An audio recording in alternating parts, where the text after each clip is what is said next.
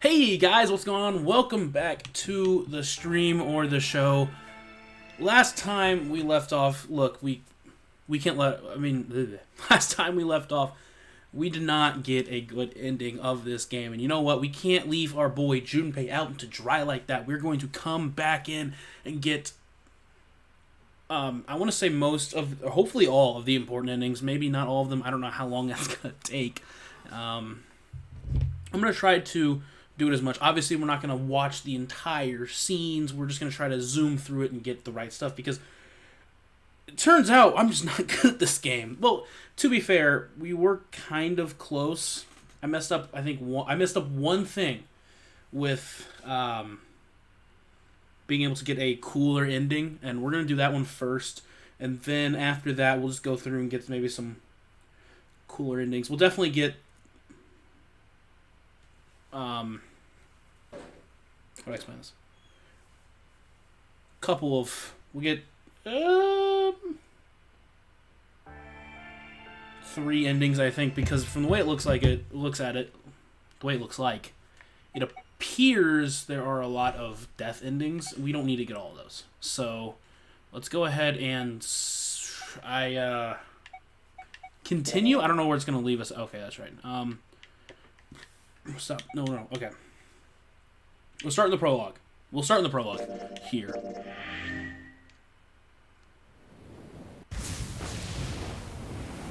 I think we can skip past the first one, because I think I've already done that. First part I have to do is take the bookmark from Santa. Alright, I think I do have to skip through this first. I'm going to put on my headphones, too, because I probably should have done that already.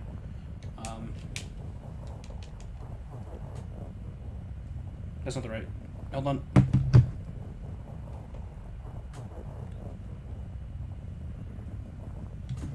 Make sure, okay. Yep. We got this part. Ouch! God damn it! Ah, what the hell? I have to put this down real quick. Oh. God, what the hell? A bed? Wait, no, not that. Oh, here we go, okay. So...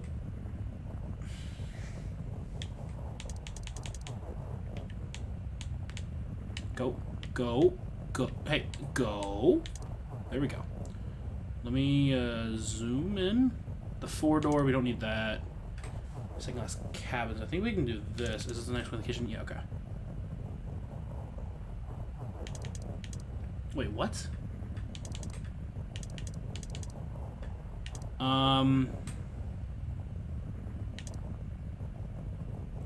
Let's just start here. Now it's our turn.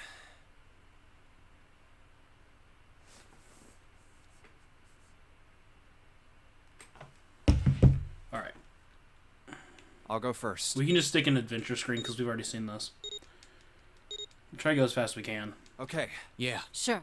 Let's go. All right. Run! Yep. Oh, it's counting. We can't go. I don't think Hey! we needed to, but Don't give me. I already. well, I'll make sure. Don't. Oh no. We just. Hit. Oh, there it is. At the end of. Hey, how many more seconds do we have? How about our time? I know. I'm at. Hurry. Come on.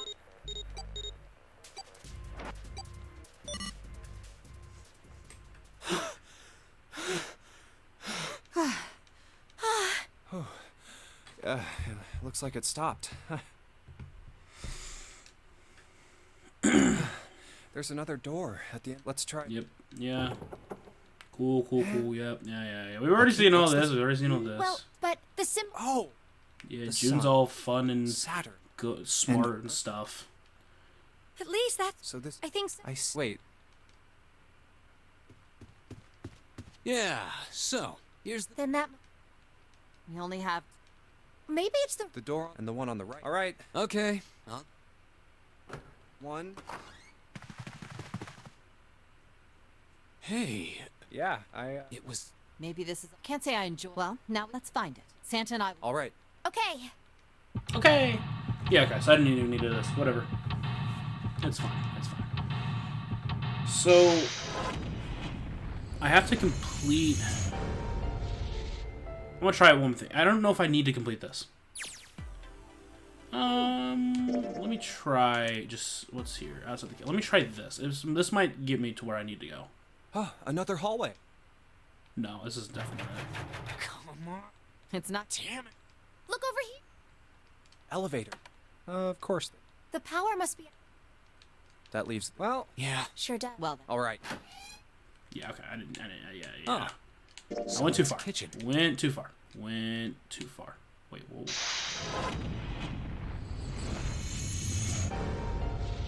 What did that say? Hold on. No. Let me go back to that. Hold up.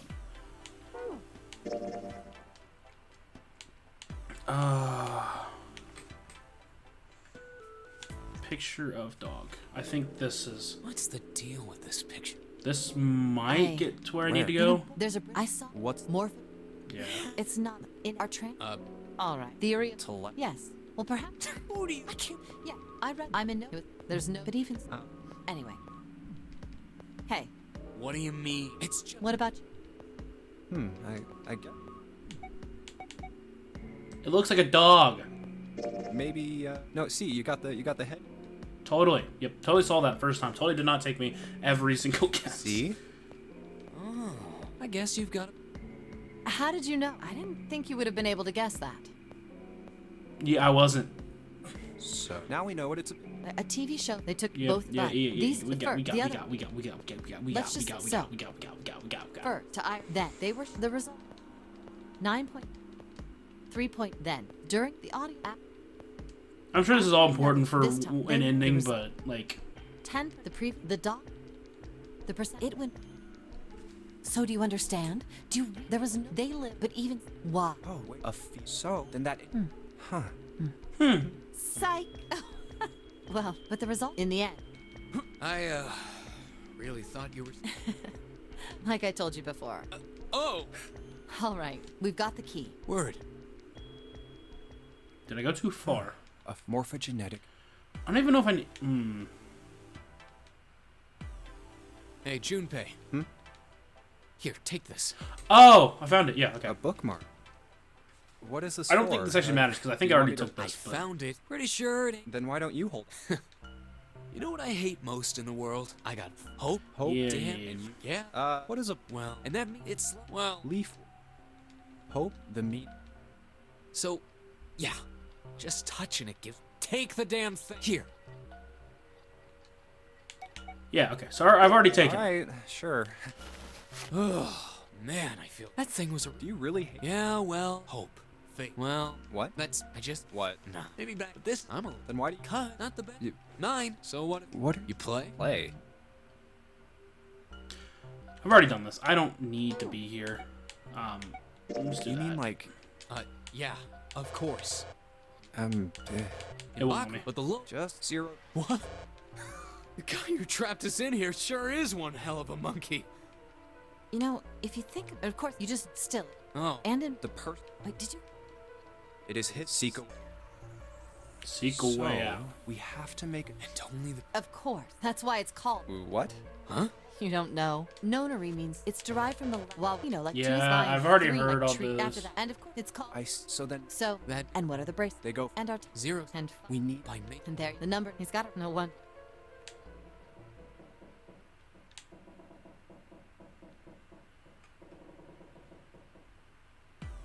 Thank you. All right, so we got that part, and then we go to the kitchen. Dry ice, I think. Dry ice is just frozen carbon. Yeah. I wonder how warm it has. Hell if I. Oh well. Carbon dioxide sub any warmer? Oh. Despite my looks, I am the clean.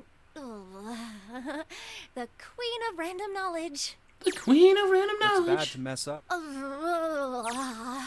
Oh, you're just doing that on purpose, aren't you? Come on, guys. Don't you think that's kind of? I wonder why it doesn't turn.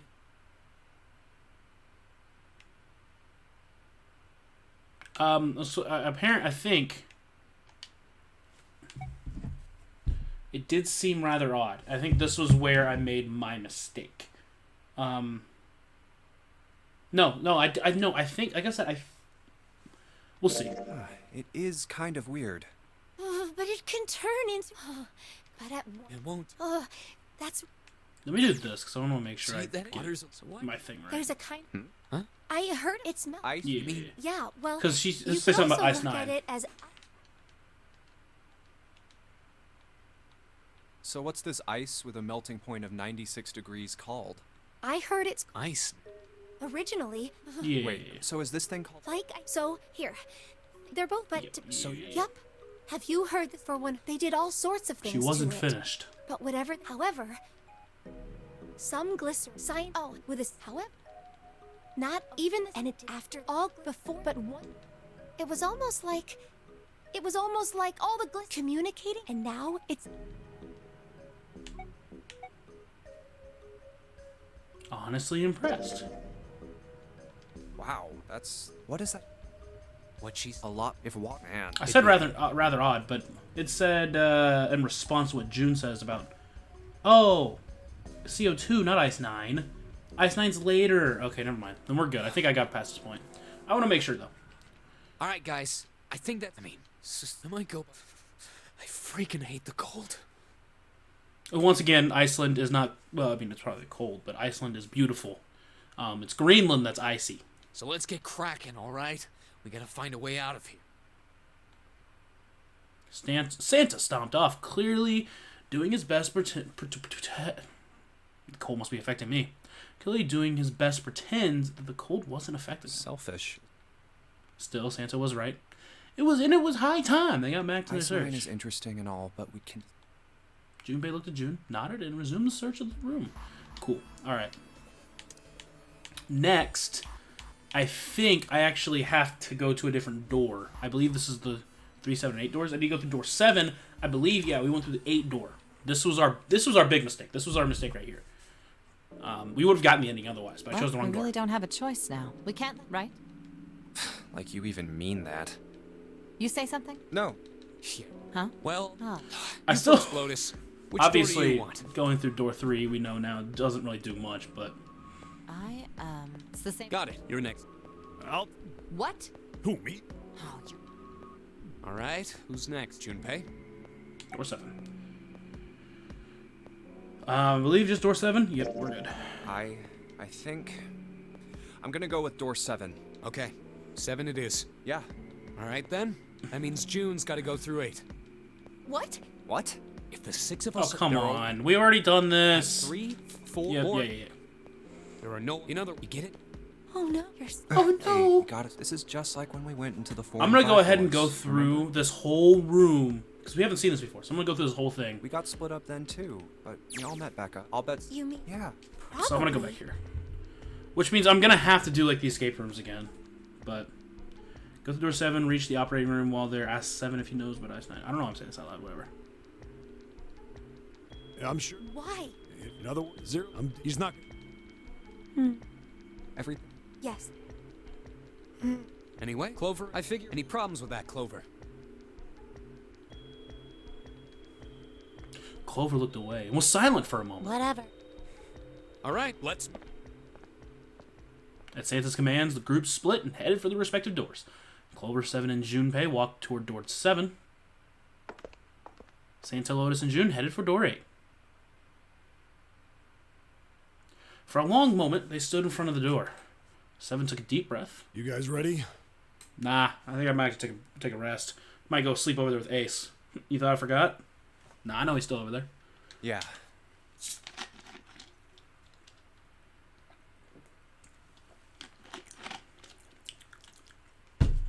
Alright, I'm ready. Okay. Let's go. It's loud again. What the fuck? Oh my god. Why is it so loud all of a sudden? I'm so confused.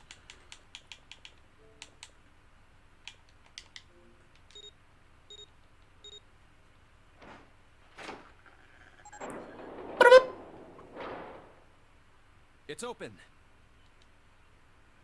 A narrow hallway stretched out before them. 7 and Clover leapt through the door. Let's do this. Hurry! I think I'll take my time. The moment they did, the bracelets beeped. Detonators in the bracelets had been activated. Junpei stepped forward to follow them. But as he was about to step over the threshold, he stopped.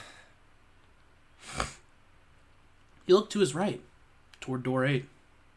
June stood there, a mirror image of Junpei. She turned and looked toward him. Their eyes met.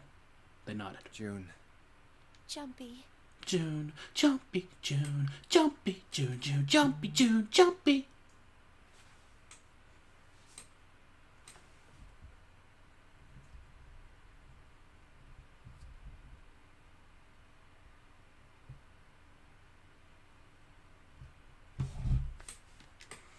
Their farewell took almost 1.5 seconds. What the hell are you doing, Junpei? I'm eating cola. Wait. Then someone took hold of Junpei's arms and hauled him bodily through the door. He heard the sound of the numbered doors slam shut behind him. His bracelet gave a cold electronic beep. Only 81 seconds left. Yep. No time to waste, guys. Let's get moving. Cool. 7 led the way down the hallway.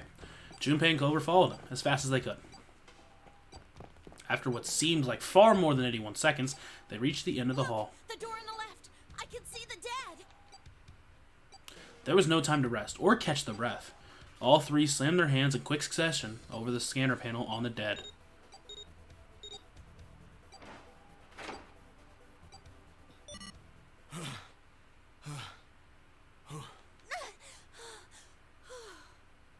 Guess you get done doing what I think you were doing? Oh, I guess I'm involved too. Okay. Jesus.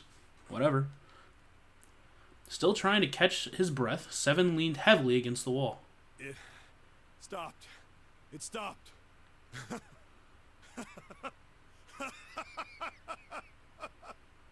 Yeah, it stopped. His smile seemed forced and a little crooked. This is the second time we've gone through one of these numbered doors, but whew, you never really get used to it. That damned high.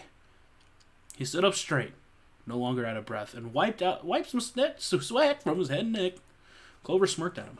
I would have thought a guy your size would have bigger balls than that. Whoa, we're not that close. What? What the hell did you just say? Say it again! I dare you! I double dog dare you. Triple. You have no... You little... You wanna die? What the hell did this come from? She's like 12. Just let her go. I'd like to see you try. Fucking brat. Alright, let's go! Hey, calm down, guys. This isn't the time for this. God, 7, for such a what seems like a cool dude, you seem to get in fights with It's everyone not gonna do us any good. of the opposite gender. Are you sexist? Like, if you are, you can tell me. Like, I mean, I'll judge you and probably, not like you. But you can tell me. I mean, I won't. I don't know. You probably shouldn't tell me. Gosh. Yes. Junpei sighed. Sometimes he wondered if the doors and the puzzles were really the greatest challenge they faced. Wait here for a minute, alright? I'm gonna go see if there are any other doors. They didn't respond, but Junpei wasn't in the mood for a conversation anyway. I mean, I was, We but just I guess came I'm not through this Junpei. door. And of course it's shut tight.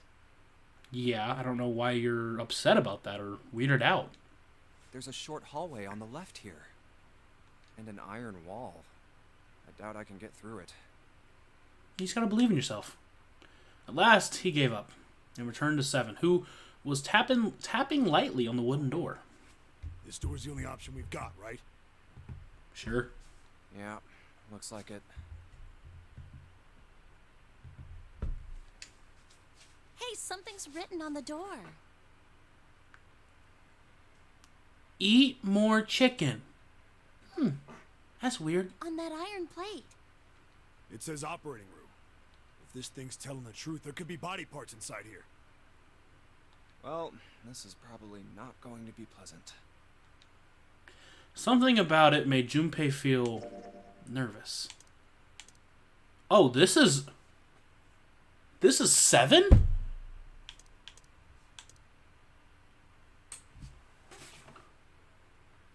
Well, that makes me more interested for 3. What the heck? Hold up. What? That's interesting.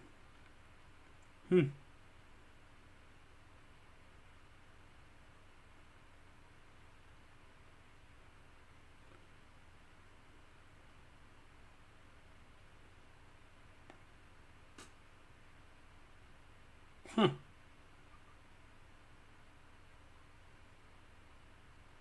Okay. It's interesting. Well, there's no point to standing around. Might as well go in and see what's waiting for us. 7 grabbed the brass knob and slowly opened the door. The creak of the hinge sounded like the groan of an old woman. Yeah, old women. What's wrong? No, it's nothing. Just had bad experiences with older women. A chill snaked its way down Junpei's spine. Quickly, he gathered what courage he could, took the first step into the room. 7 followed, with Clover right behind him. Huh? Part of the room just past the door was obstructed by a screen. What the hell is this? A screen. Why don't we take a look? No. Hey, Clover. Clover's curiosity got the better of her, and she darted past Junpei to peer around the screen.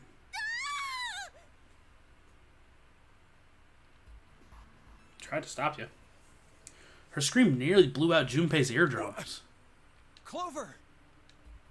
He and 7 ran toward Clover to see what had frightened Hey, her. what's wrong? They rounded the screen, and the cause of her outburst was immediately clear. What the hell is this? It appears to be a human. Now, if it's a fake human or a real human, I guess we'll never know. But I guess that's a lie. We could just find out, I guess. I'm hitting A. Is this a corpse? Brother. You think it's a real person? It was something that looked kind of like a human, lying across some sort of bed. Wait, who's... Hold up. What's today? Who started? Was it Hicks? Ah. Rough for him. No, not a bed. An operating table. The table sat on a rusty steel lift, and a cluster of bright operating lights shone down on it from the ceiling. We should probably take a closer look. By we, you mean you, right? Yeah. Slowly they approached. As they got closer to the body, it became clear that it wasn't a body at all. In fact, it was clear from where they were, but we're not going to say that.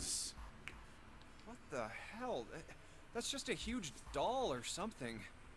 Yes. Doll? And you guys mistook it for an actual corpse. Clover did not look terribly comforted. Slowly she approached the operating table and looked, as intently as possible, from as far away as possible, at the thing. Junpei could see her relax. You're right. It's only a doll. Man, it really scared me. She heaved a great sigh of relief and wiped a few drops of sweat from her forehead. 7 smirked. Well, I guess it would have been weird if you actually had any balls.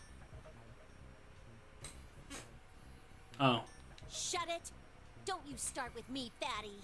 Hey, I'm not fat, just big. Oh, what's Boned. this? You want a piece of me, short stuff? Not again. What is going on? Yeah, bring it on, you whale! Jesus Christ. Hey, guys, not again, okay? Seriously. knock it off. Jeez. I'm starting to like 8 more and more. 8.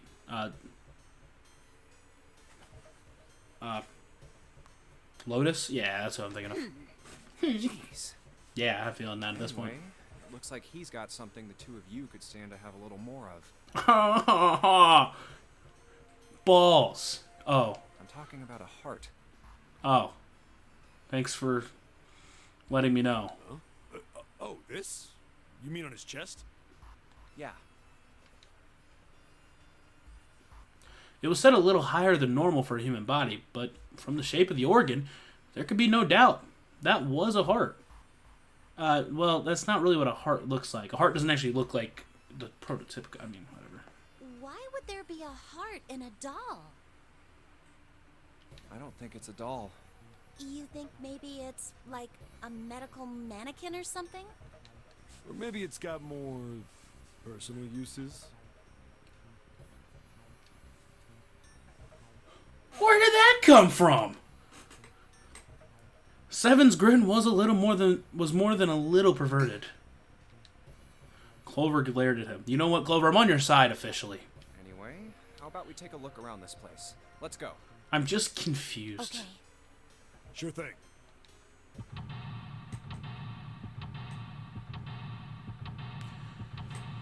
Man, so we actually gotta do one of these things.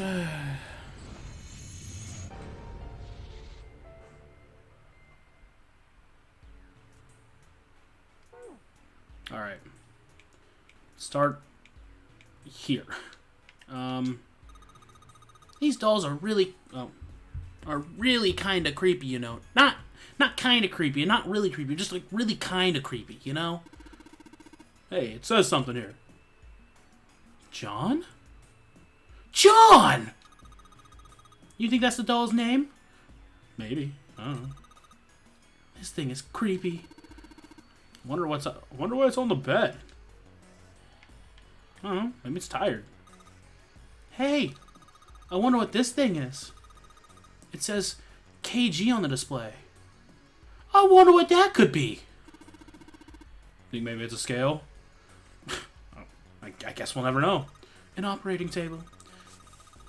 Do you think old operating tables looked like this? I don't know. Oh, wrong button. A white cloth. It's a white cloth. Apparently his name is John. A whack name. Alright, I think that's it. I'm gonna go right. Oh, hold on. Oh, okay, I see. They use these for surgery, right? Let's see. Syringes, cups, a plate.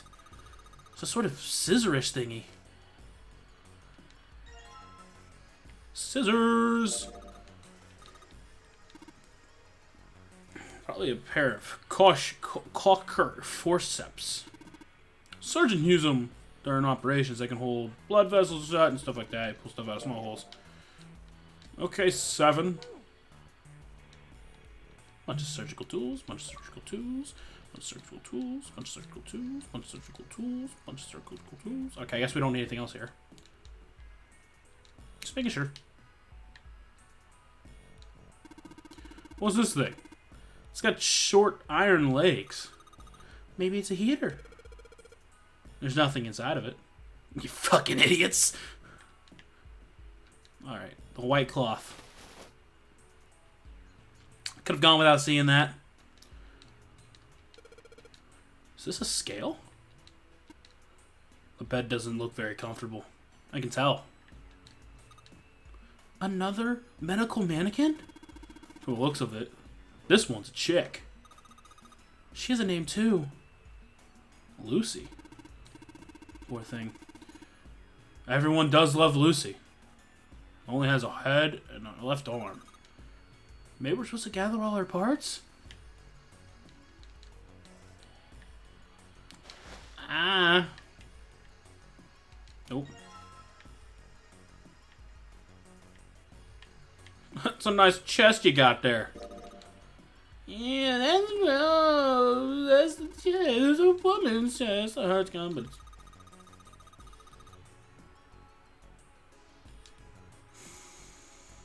I'm not even gonna say that. Maybe you're supposed to heat something up. Heat something like that gauze to kill the bacteria? There's a boiling thingy over there. There's nothing on the lid of the drawers. Oh. It's a lot of different kinds of medication. It's hard to tell them apart. Whole bunch of bottles on the shelves. They all look like medicine. They got labels. But they're all big medical words that I don't understand, like ibuprofen and I don't know, something else.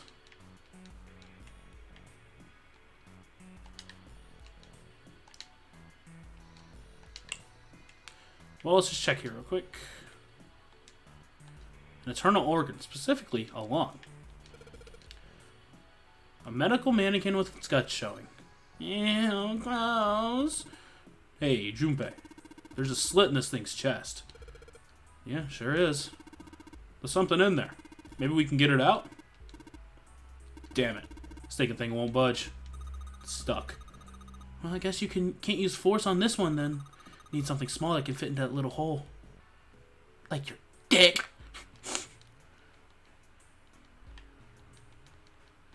What if a fake organ? Again. So took the organ thingy out of the chest thingy. It's a lung, not an organ thingy. Huh?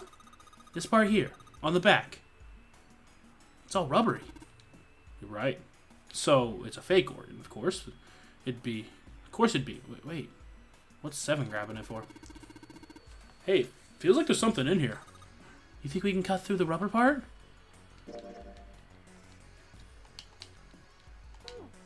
Sure.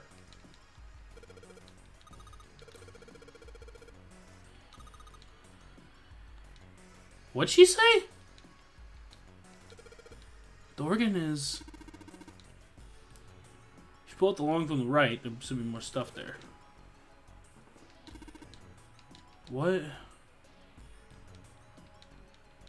I'm so confused on what just happened. I don't know. Oh, there's more stuff. There's a lot of surgery stuff. Some scalpels, a few pairs of forceps, and a couple of syringes. All of it's too rusty to be useful, though. Hey, there's a scalpel here that looks new.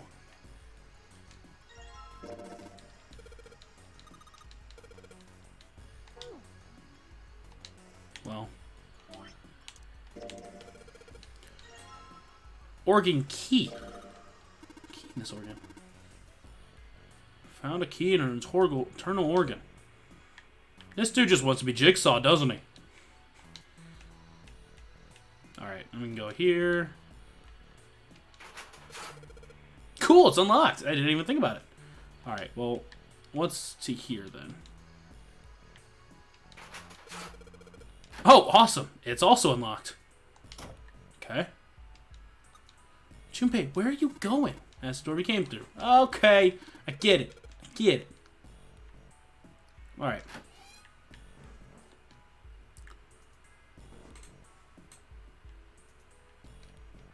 The box is locked. Looks like you enter a passcode on the keypad to open it.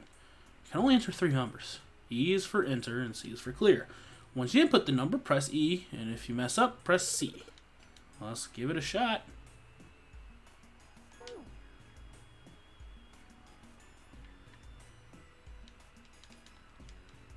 Am I supposed to know what it is? I mean, I can brute force my way.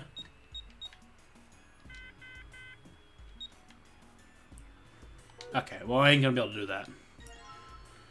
Blue liquid and red liquid. If you combine them, you can make purple liquid.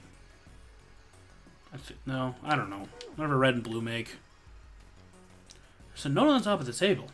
Iron equals 1, salt equals 2, water equals 3, carbon dioxide equals question mark, ammonia equals question mark, and ethanol equals question mark. What do you think this is a hint for? Maybe it's got something to do with the box? Ah! This thing won't open. Is it locked? Yeah, we got that part. No. Fine. 7, 8, 9. Obviously didn't work. What's this? Looks like a can with the spray nozzle. It says CO2. So it's a can filled with carbon dioxide.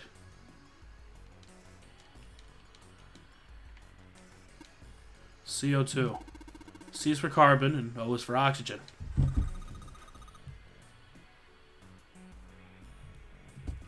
Hold up.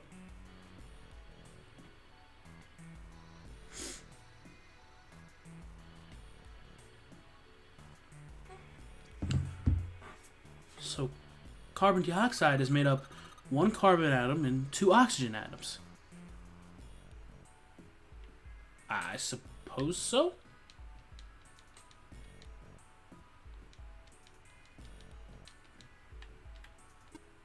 Hey, Junpei. There's dihydrogen monoxide on the shelf. Why don't you just say water? Oh, okay. Water on the shelf. It says H2O.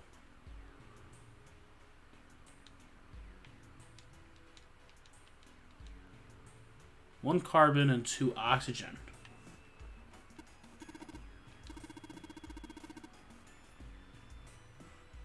So H2O must be made up of 2 hot orphans. 7. Is your head okay? Yeah.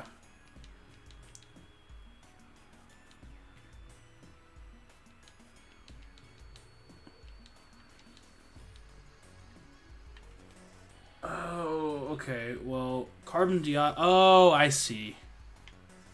I don't see, actually. I still don't.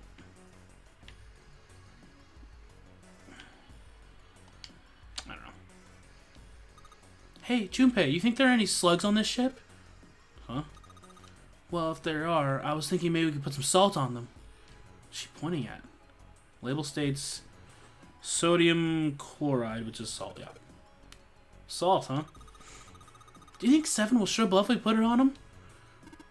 Hey, you say something? Yeah, she wants to kill you.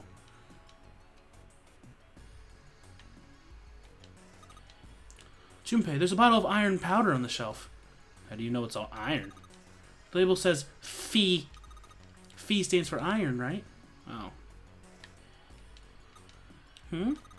Something stinks. Is it coming from the? Is it coming from this bottle? It says NH3. Well, that of course stinks. It's ammonia. Yeah, I see what's happening in here. Ah, good stuff. Let's go for a drink. What are you talking about? I'm talking about that bottle. It says C2H5OH, right? It's ethanol. That's right.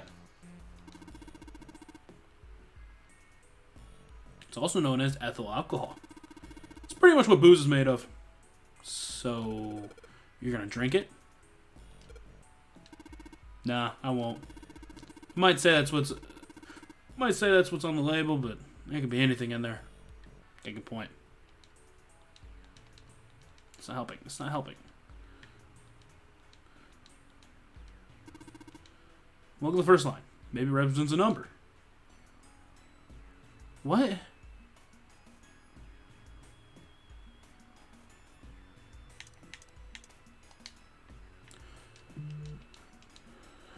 C2H5OH. Oh, God.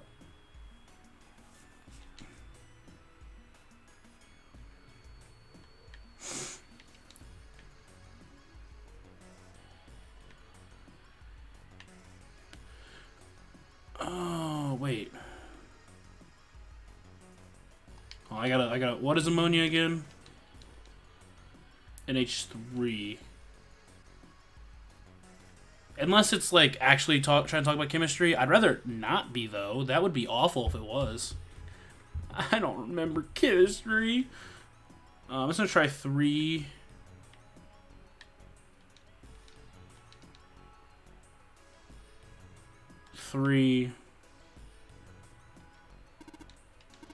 Oh. Yeah. Wait. Salt is 2, isn't it? Okay, yeah, it is talking about that. Ammonia is 4. Carbon dioxide's 3. Ethanol is... What is ethanol?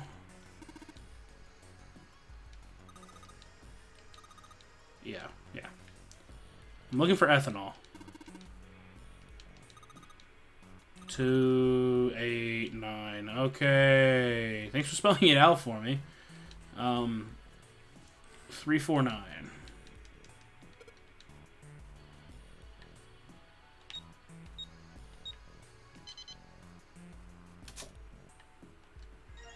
Fake heart. What the hell is that? This thing is super creepy.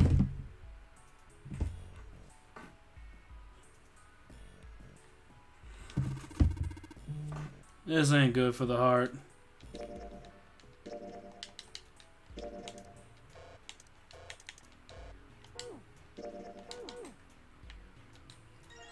Fake right arm. It's the right arm of the body. It's kind of creepy. You right? You right?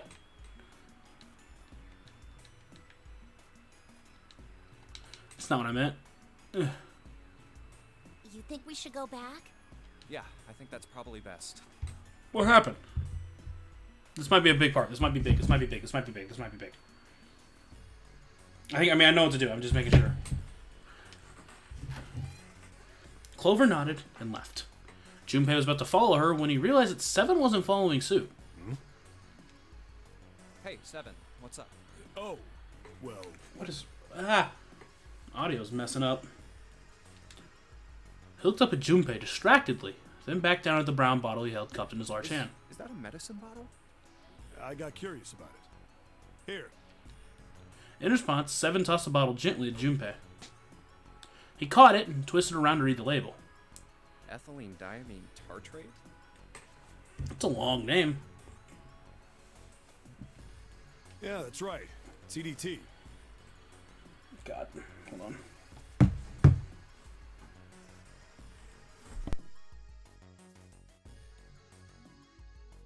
What kind of medicine is that? It's not medicine. I think it's an industrial strength detergent. Why would they have something like that here? Well, probably to clean stuff up. Clean what up? Fuck if I know. Still, it looks like it's cleaned my brain up. Junpei looked up from the bottle. You remember something? Yeah. Seven nodded, slowly, and spoke. Well, I remember a story about EDT. Oh, sorry, actually I was thinking about EDM. Happened about 50 years ago. There was this factory somewhere in America making big old EDT crystals. They were making it to sell as an industrial strength cleaner, like I told you before. Yeah, yep. But But. There's always a but. a year after the factory started up, something strange started happening with the crystals they were building. Water molecules started attaching themselves to the EDT crystals. This made them into a sort of mutation of the original crystals, called a hydrate. Once the crystals turn into a hydrate, though, it's useless as a cleaner. The factory had to just dump the crystals. As a hydrate, they were useless. But it didn't end there. After that day, the same thing started happening in EDT factories everywhere, even ones nowhere near that first American factory. They'd been making crystals the same way, with the same materials and the same equipment and environment. But now, all of a sudden, every single crystal they formed turned into a hydrate. In fact, ever since that day, no factory anywhere has been able to make a pure EDT crystal. Even in EDT research done years before, they'd never gotten a hydrate. But after it happened at the first factory, it just spread. It was like, man, how do you say it? Like the molecules were communicating with one another. Transmitting information in a way humans couldn't perceive. This phenomena spread throughout the world, right? Junpei looked up at Seven with half a smirk. Only half of one. It's like his left side. I don't know. Seven stared at him, dumbfounded. Yeah, that's it exactly. Haha! It was me all along. But how did you know?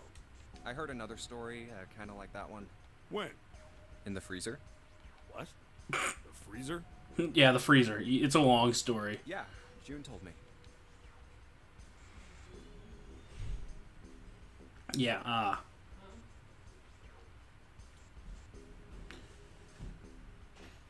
I was gonna make a joke, and I just forgot completely.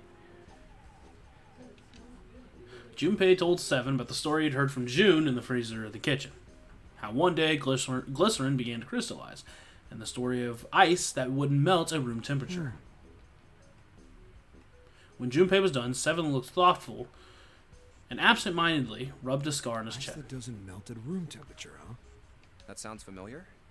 Yeah, hold up. I feel like I can remember something. It's right there. Seven squinted. His eyes stared off into space as if they were, if he were trying to desperately focus on something far away.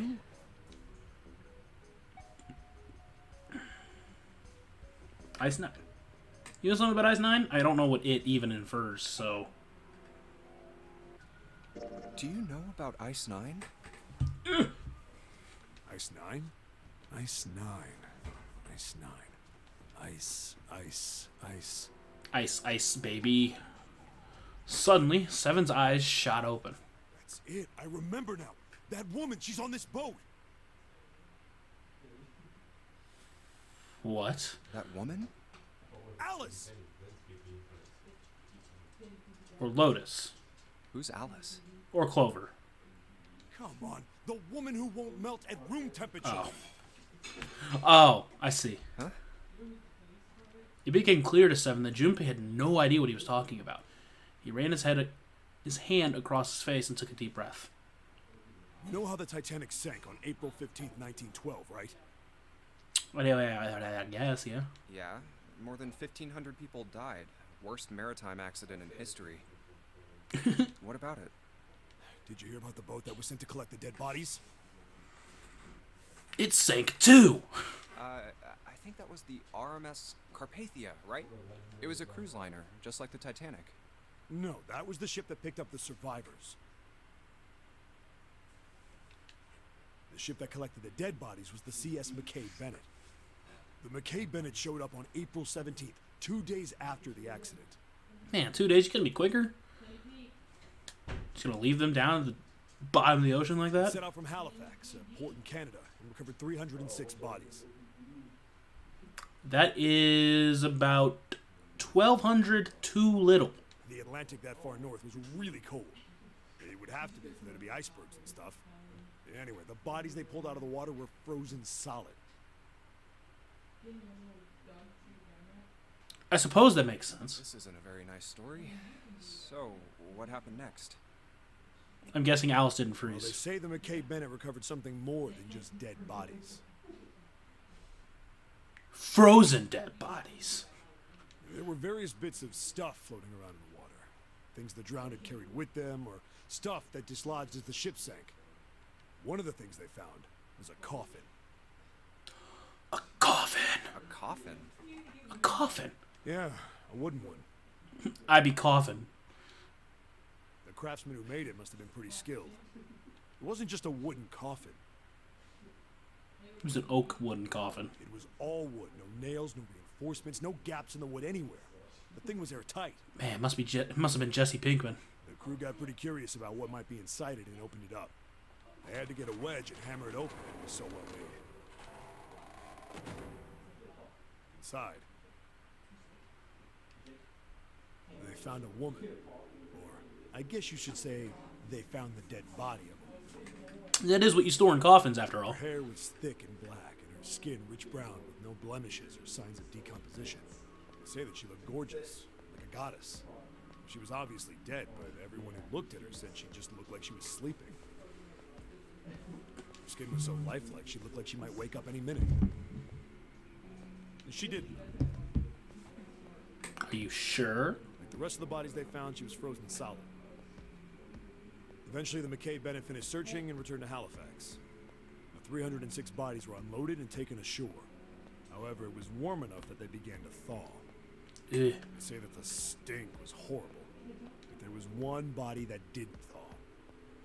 It was actually just some random woman that they randomly picked up. I didn't know. I just figured I'd tell you the story about the woman in the coffin. The girl in the coffin. Good job, Junpei. That's right. Everybody thought for sure that she'd melt and start to rot like the rest of them eventually. But weeks passed and nothing happened.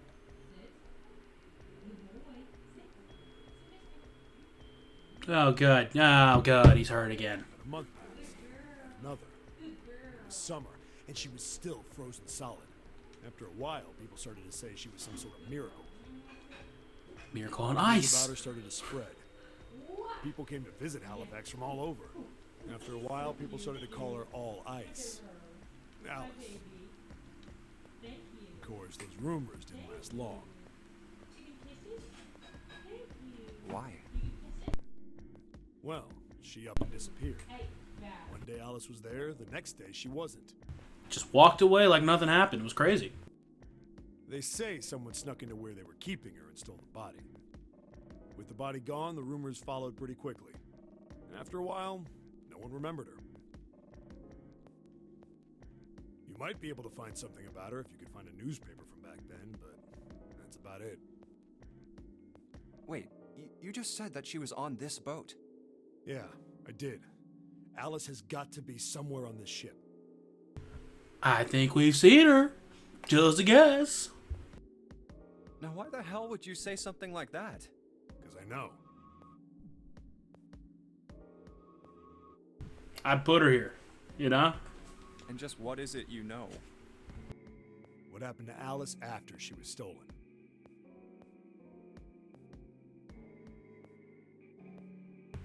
This is not working. Junpei gulped. Alright, tell me. What happened to Alice? Seven nodded, slowly, again. Took on the look of a man recalling something long buried. Well, around that time, the word was that there was a special black market in New York. All millionaires from all over the world. I've heard that Alice went up for auction there. The person who won the auction was Lord Dashiell Gordain. You've heard that name before, right? Can't say I have. Can't say I have. Lord Gordain. Oh, isn't he the guy who bought the Gigantic? The Titanic sister ship? Were we told this? I mean, it's been a minute, but... Yeah, that's him. Although I guess he hadn't done that yet. What do you mean? Gordain bought Alice in 1912. 4 years later, in 1916, he bought the Gigantic. And he hid Alice somewhere on the Gigantic. But nobody knows where. He died in 1931. And apparently he died without ever telling anyone where Alice was hidden. However, However, what? well, he did have one close friend who asked him.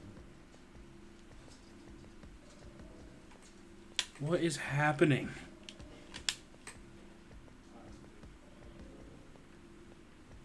Which was me. Where is Alice? And he said, Alice sleeps in a small chamber past the Forest of Knowledge beneath the navel of the Gigantic. Okay. What the hell is that? Is it some kind of riddle? Your guess is as good as mine. Nah, it's a biddle. Seven threw his hands up into V. That's it. Whatever you think, I believe it. She's hidden somewhere on the Gigantic. In other words, she's hidden somewhere on this ship. Before Junpei could dispute Seven's rather bizarre claim, as Junpei was trying to figure out what on earth he was going to say next, Clover's shrill voice pierced the room. Hey, what are you two doing over there? You're too young to know. Stop wasting time and get over here. We'll tell you when you're older. Okay, we're coming. Jeez. Seven looked at Junpei. Yeah, so anyway, that's the story. It might be useful someday. Don't forget it. And don't forget it. With that cryptic remark, he turned and left the room. Alice. Huh. Junpei was left behind to ponder what he just heard. He tried to remember what June had told him earlier. That mummy wasn't just a normal mummy. Mummy. They say that she was frozen. Frozen, she was frozen. The story says that from the time of its discovery all the way through to when it got put on the Titanic.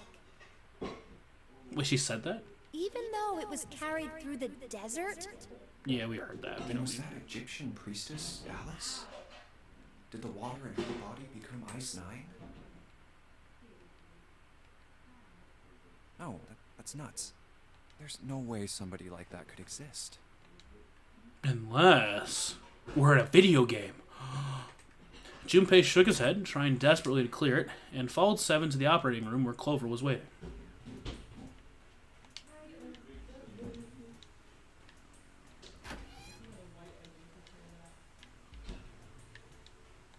Cabinet with a drawer in it. Let's see. Oh, a piece of paper. Oh, a piece of candy. Some kind of medical record. Nice.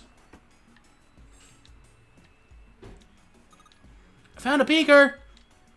We'll break it! 4 different lights, each one a different color. White, red, blue, and purple.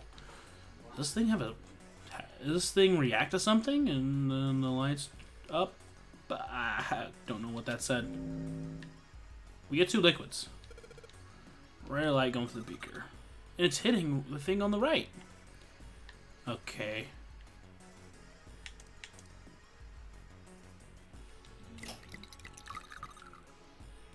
Hey, it turned red!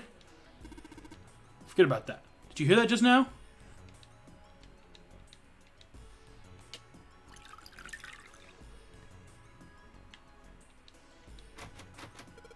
It's locked. It won't even budge. Do you think this is the exit? I guess it probably is, yeah. Damn, it's not even opening. Locked, of course. The blue plate on here seems a little suspicious, though. Yeah. Leg. My leg. Have you got a thing for feet, 7? No, that's crazy. Sure acting kind of shady. Wouldn't mind if... No, I'm not even gonna say it. Not even gonna say it. I can't. Again, she's like 12. The sink. The doctor and nurses probably washed their hands here before their operation. Nothing suspicious.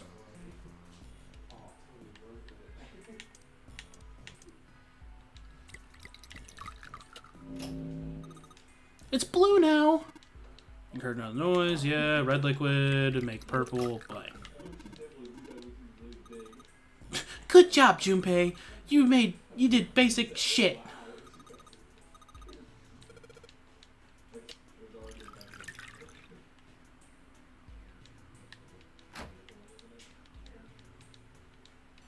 I tried to hit it. Okay. Left foot of the mannequin. Do you think I'm better? Oh, what? Do you think my legs are skinnier? I don't know. Honestly, no clue. Nice stomach. This is a really big nose. That's no nose. It's a stomach. Oh, a stomach. It could be.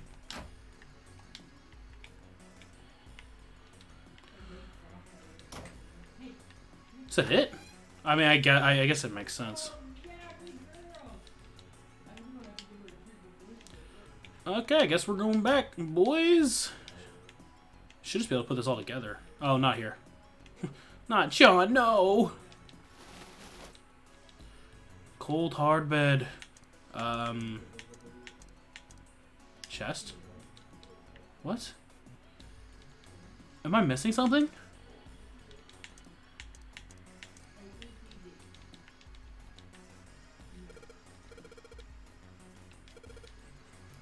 So this one's must have got B for Lucy, right? Okay. Come on! Nice. Hey, nothing happened. That's odd. Maybe it's the wrong weight? Weight? Well, yeah. You know, there's a scale on the side of the bed. Maybe we need the scale. Need to get the scale to a specific number. How are we gonna do that? I think we're supposed to swap our body parts with John's. Oh, let's give it a shot. The screen will display 2 medical mannequins. You can switch your body parts by selecting the parts you want. Okay. Hold on. Obviously, I have an idea. I had to, like, file or something. I don't know. I don't know.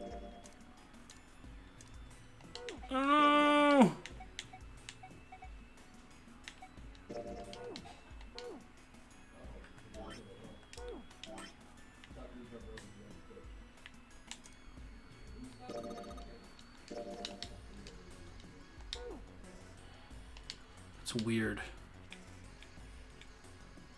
Did I miss something in here? No, because I picked up the medical file that was in here. I don't know where it went.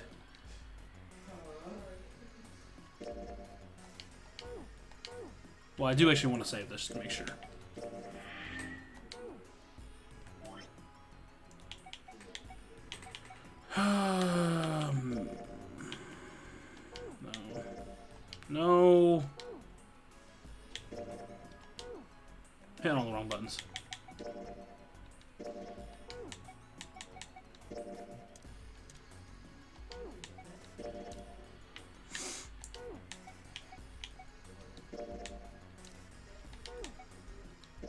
Oh, here we go. Jesus. Medical record found in the preparation room. It has records for the 2 mannequins.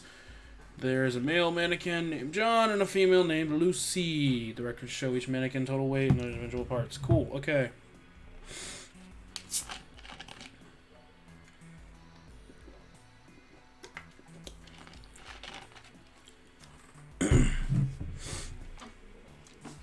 Alright, so John's 51.3, Lucy is 53.2.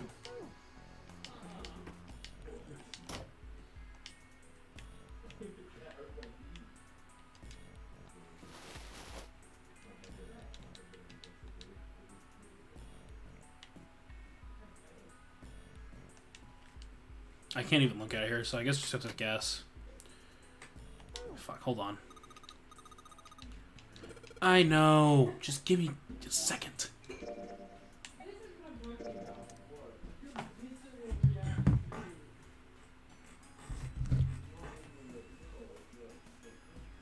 I have an idea. I got an idea. Let me just mark this down real quick.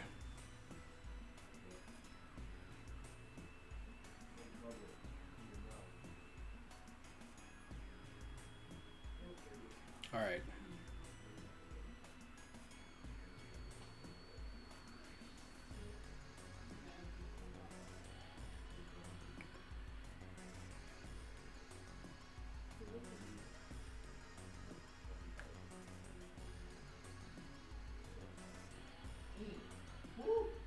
Wait, what?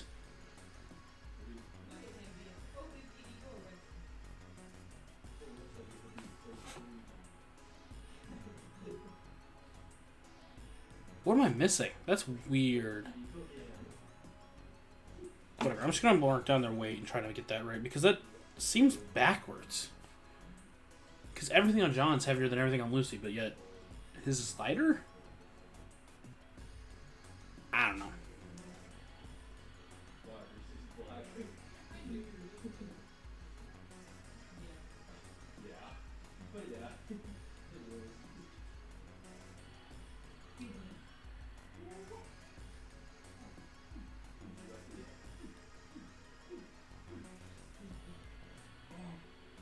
Alright, I'm just gonna have that marked down, and then we'll do it.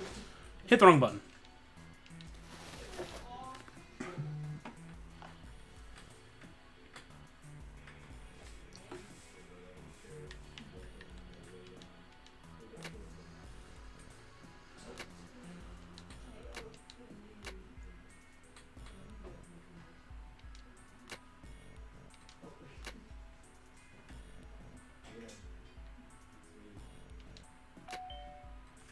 Didn't I just switch pretty much everything? That's weird. I don't know. That's weird. Junpei, I heard of something. It came from John's operating table.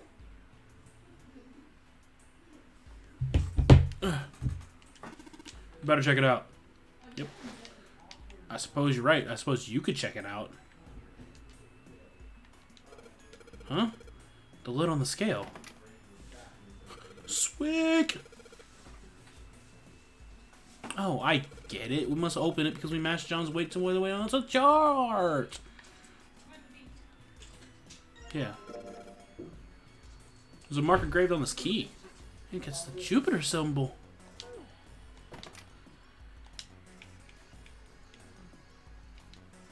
I think we go this way, and then we go in here, and then we go here, and then we leave, right? Hey, hold on. Oh, I just realized my thing was there. Oh, well. Oh. Okay, we're good. Okay. Junpei stopped, about to put the key into the doorknob. Oh, what's up? Where's Clover? Huh? Junpei turned around. Clover was nowhere to be seen. God damn it. Where the hell did she go? Okay, just hold on a minute. I'll go get her. Sure thing. Junpei left Seven at the door, headed back to the operating room.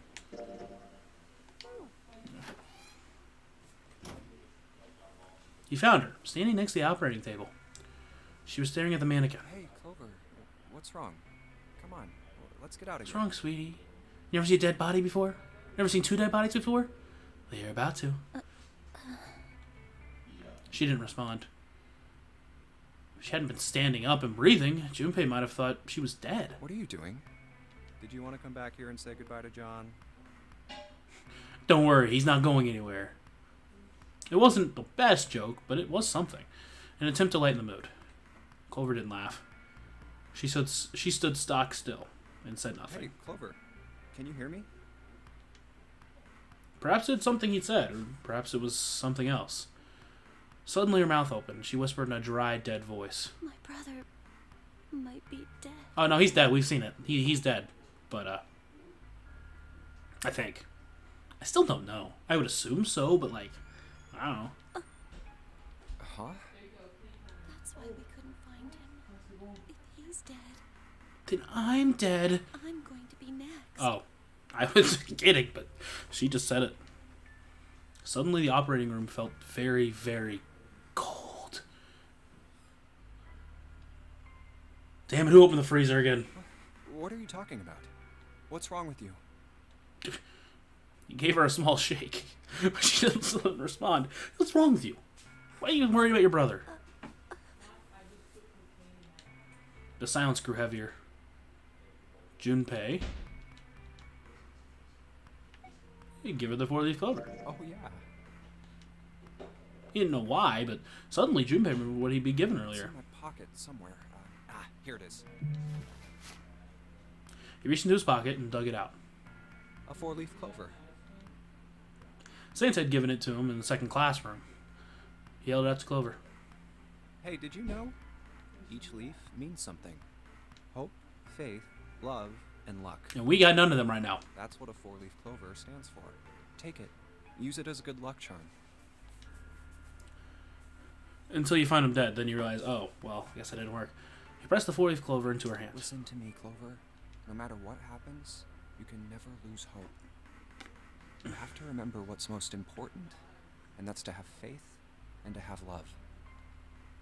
If you can remember all of those, that'll bring you good luck. I could make a joke, but technically we don't know he's dead yet. Snake, I mean, your brother, he's not dead. Just don't walk into the next room. He's alive, somewhere. I'm sure of it. You've just gotta believe in that. Clover stared at the 4-leaf clover in her hand. You could see tears start to form in the corner of her eyes. Thank you. Her voice was tiny and broken, and as she spoke, she started to cry. She tried to hide her tears by looking at the floor, but it did little good. She wiped away tears with the baggy arms of her jacket, but more quickly took their place. No matter how she tried, she couldn't stop crying. Her tears made small, wet circles on the floor.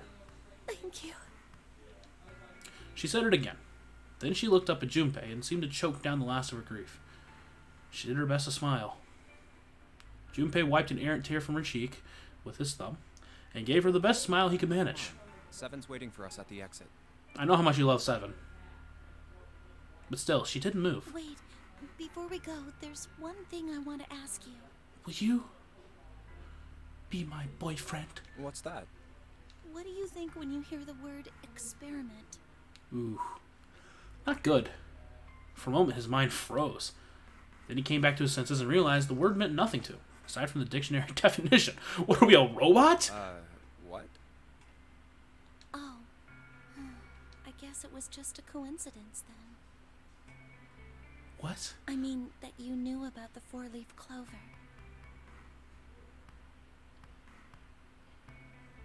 I mean, yeah, I guess. Look, I'm sorry. I don't want to be a jerk, but you are making less than no sense right It's now. not possible. Oh, no. It's nothing. Just forget about it. Oh, don't give me that. You really think I could just drop this? What is this experiment you were talking about? Clover looked away. The 4-leaf clover was still in her hand. She stared at it for a long moment, then finally spoke. Promise you won't tell anyone? Yeah, sure. Cross my heart. Hope to die.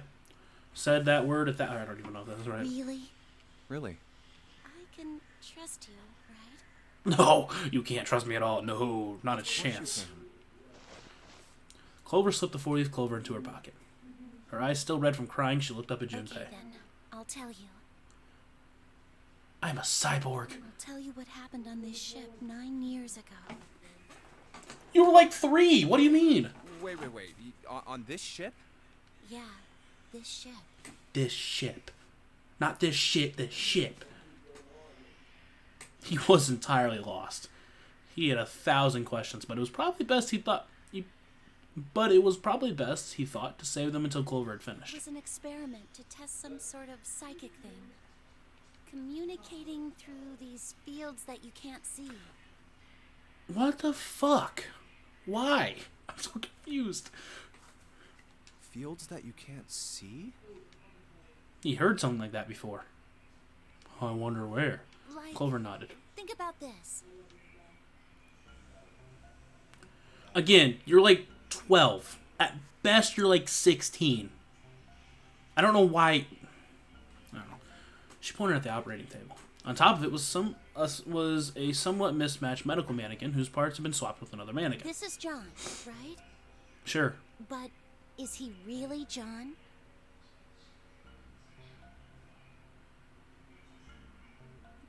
Huh? All Junpei could think was she has finally completely lost it. Isn't this like Locke's socks? What? Or the ship of Theseus? Excuse me? Um, I'm so confused. How can like a 12-year-old be schooling me right now? Junpei grew even more confused. He'd never heard of either of those things, although they sounded smart. You don't know? You haven't heard of those paradoxes? You don't know? Like, come on, I just learned it in school like 2 days ago. no? Got that total vibe about her. Junpei shook his head. Really? Clover laughed. Okay, well pay attention then. This is how Locke's socks works. Let's say I've got a pair of socks. They're my favorite socks. That's not a good pair of socks. I'm just saying, like, bad choice. One of them gets a hole in it. Oh. What Well, would yeah. you do if that was your sock, Junpei? I'd throw it away.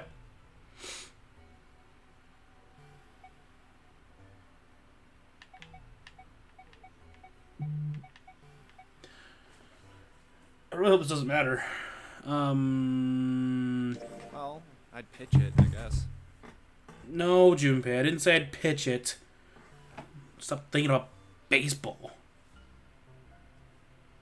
Hold on. Speaking of baseball, gotta make sure I know what's happening. Still nothing. Nothing good. Okay. But it's your favorite pair of socks. Oh no. Come on, who loves their socks that much? Apparently a lock. It doesn't matter. Just suppose you do love them that much. Well, I guess then I'd patch it. But what if another hole opens? I'd add another patch, I suppose.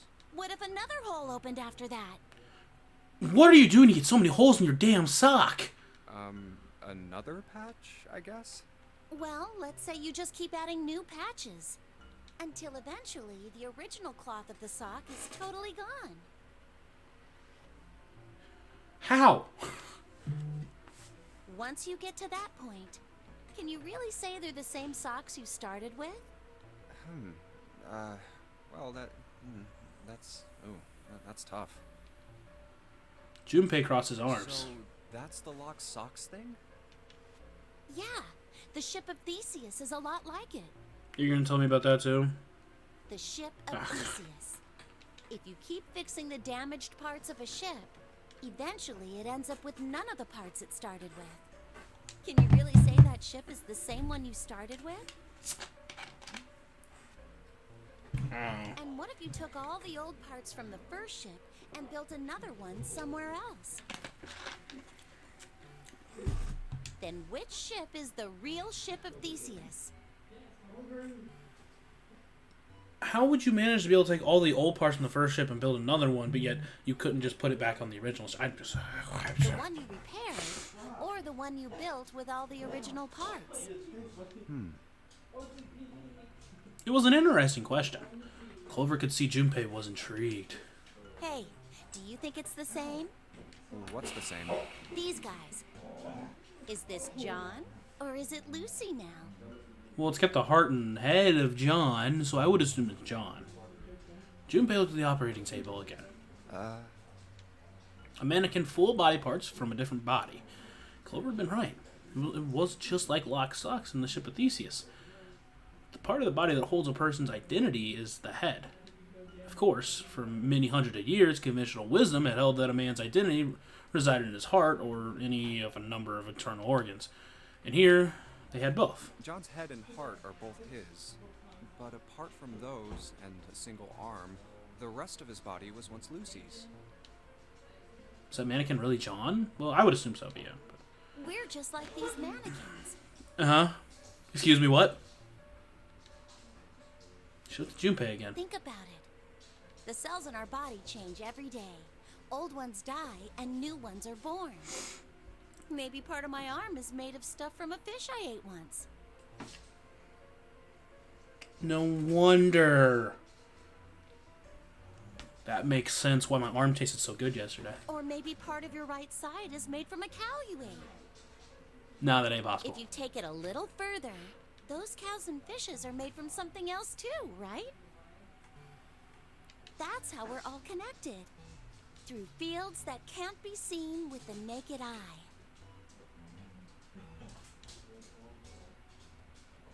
The silence was broken by Seven. Hey, what the hell is taking you two so long? We're talking about things. Please go away. Seven's head appeared in the doorway. He was not How long are happy. you gonna make me wait? We don't have time to screw around. Yeah, we do.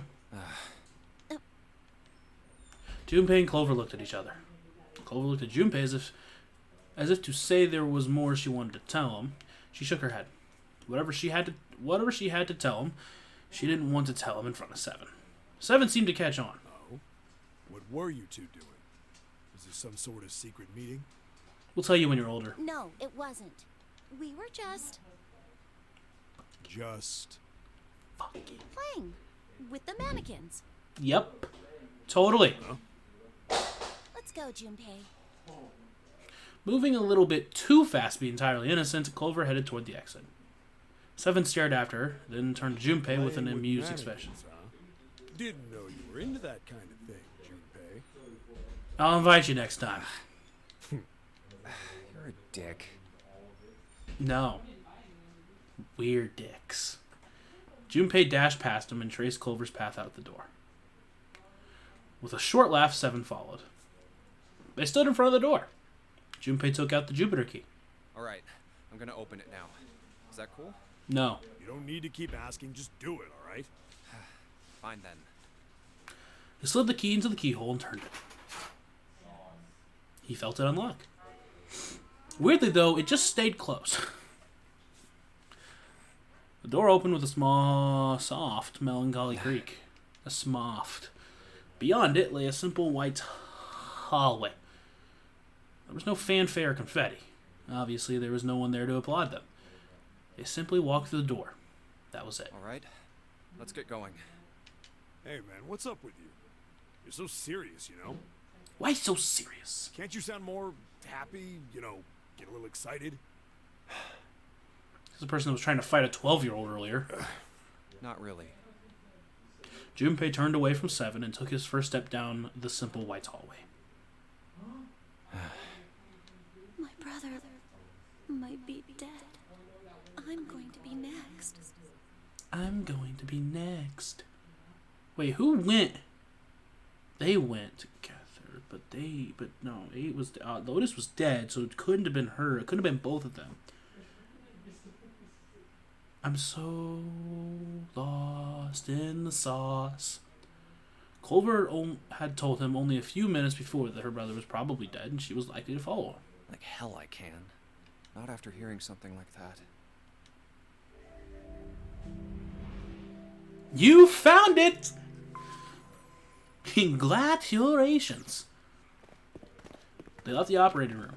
The hallway took them around several corners and past several doors, but they were all locked.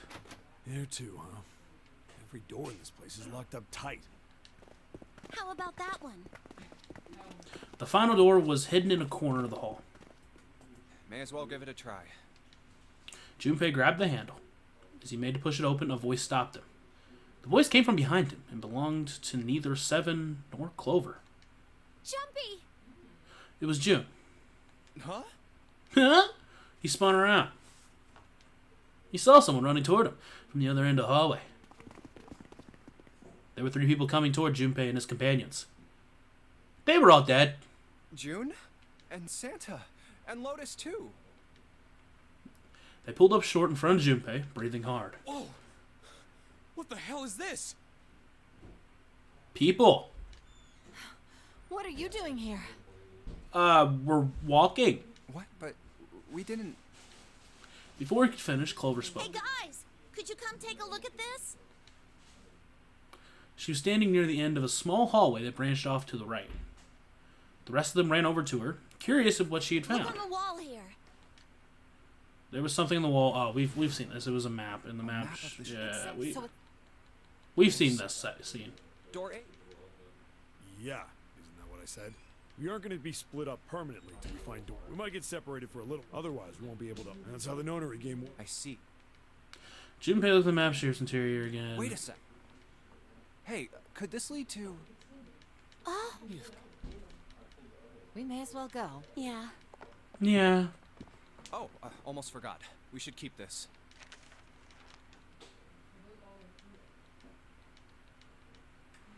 Ready? We've seen this. 9. We're back. We're back. In the hospital room. I see.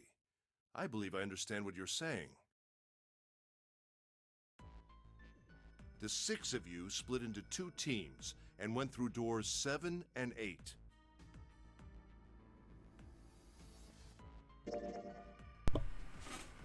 All right, we don't need to watch the rest of this. So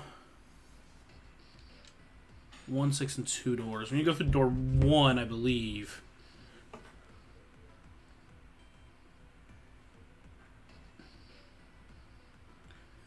Yeah. But I believe we didn't go through door 1 last time. Yeah. We went through door 6. So this is door 1, I believe. So we gotta do this. 1, 2, 3, 4. Just double... Yes. We need to hurry it. Yeah. Hurry it up! All right. The first one said Ace requests door 1. Yes, I do. No, we don't have time. Next is... Yeah. Clover... Wait, there is no way. No, they're... But Just give it. It's not like I am barely. so. Maybe. And then he gets into another fight with another woman. What else is new? Oh, not good. Not good at all. I'm killing him. June wants... Yes, I don't really. His head. So this... Ace... 7... Santa and June. Yep. Okay. Then the door I should choose is... Okay. I want to go through. Door 1. My choice is door 1. Santa was unconvinced. Hey, wait a minute there. You cheating? Cheating? I'm asking if you changed your number after you heard what doors we wanted. Maybe. I don't know. I just going through the door that they're telling me to go How through. could I do that? I wrote it down on the paper earlier.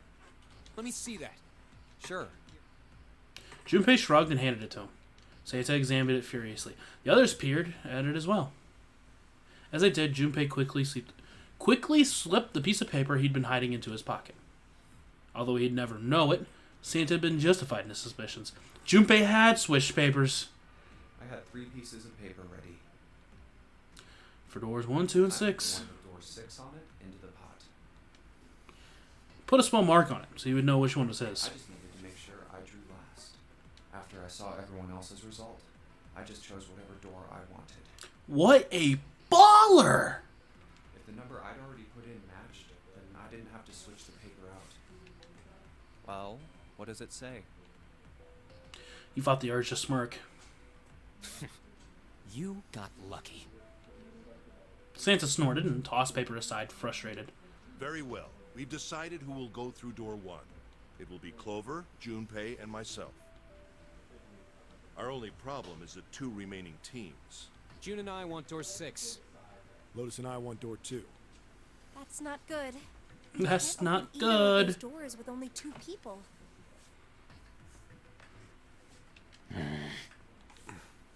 Aw. Fine. 7, we'll go through door 6. Sure thing. I didn't really want to go through door 2 anyway. Besides, if we've got a younger girl with us, it'll lower the average age. Right, June? Well, I June was at a loss for words, just like most of us. Lotus was not. Pig. You just wait and see.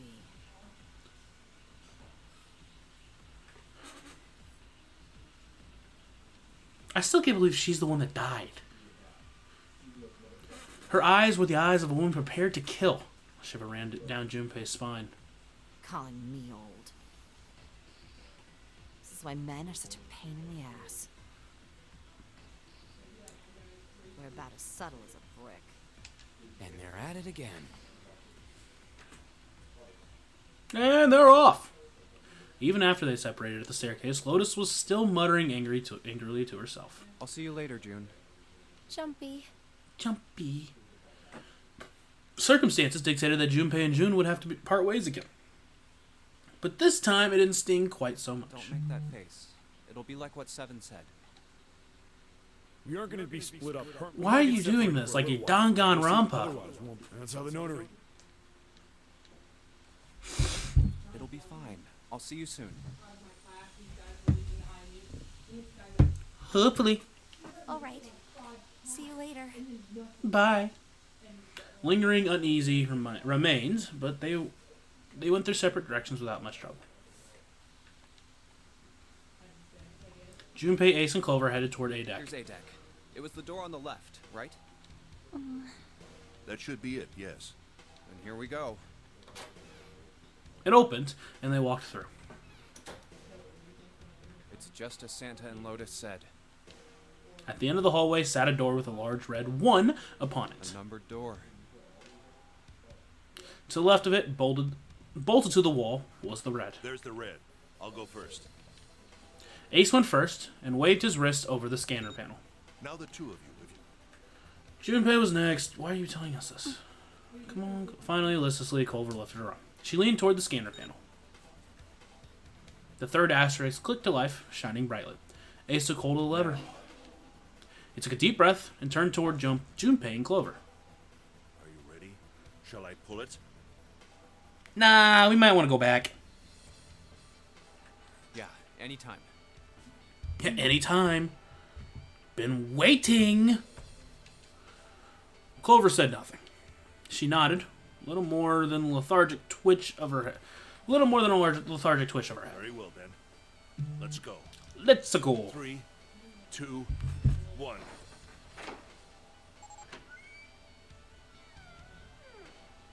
Damn. And it's open! Move it! And it's open! They stumbled into the room.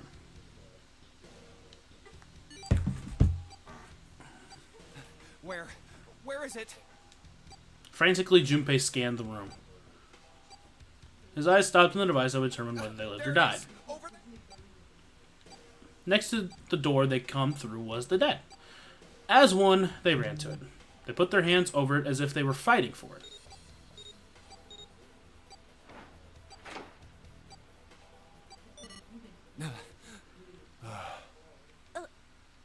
It stopped. Yes, it did. Yes, it did. Yes, it did. Junpei could feel his heart pounding against the inside of his ribs. Ace and Clover were breathing hard and fast. I don't believe I'll ever get used to that. I'm not sure it's something I'd want to get used to.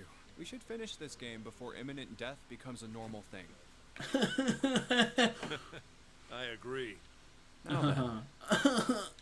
Junpei looked around again, this time more slowly. There's another door. Let's try opening it. He took hold of the knob and easily, gently pulled it open. So, this is the wheelhouse? Right in the wheelhouse. He closed the door again and turned to Ace and Clover. He fixed each in turn with a meaningful stare and then spoke. I must speak. Ace, you investigate the wheelhouse next door. Very well. Clover, you're in charge of this room. Say something. Okay. I'm giving up on you. All right then, let's get started.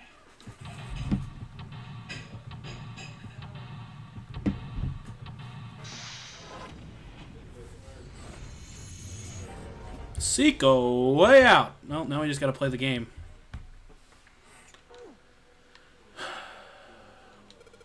A chair. A chair. Clover isn't talking much. Well, I guess that's understandable. I mean, she has been through a lot, and I did lie to her. I said that her brother would be alive, and he is in fact dead. So, really, it's more surprising she's still together. Not to talk at all.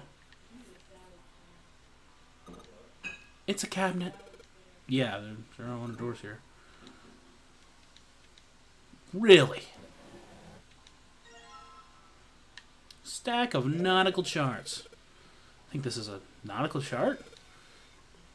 There's this line on it here. I think the line is the route the ship is supposed to take. There's these dots all over the map. Oh, those are probably ports, like for a boat to stop at. Looks like the lines are connected at the dots.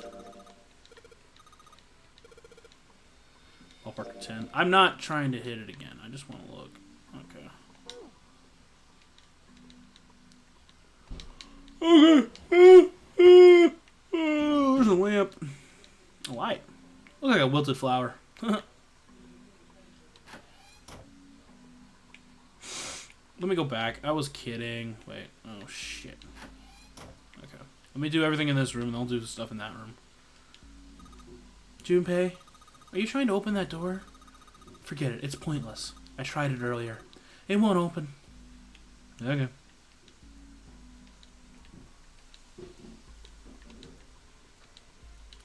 It's a wooden box. Maybe a case for letters? Hey, Clover, you ever write letters? What kind of fucking question is that? I'm 12. The shelves are lined with books. Let's see what's in this blue one. There's something written on it. Ship's log. Huh? Ship's log, huh? New material has been added to the file screen.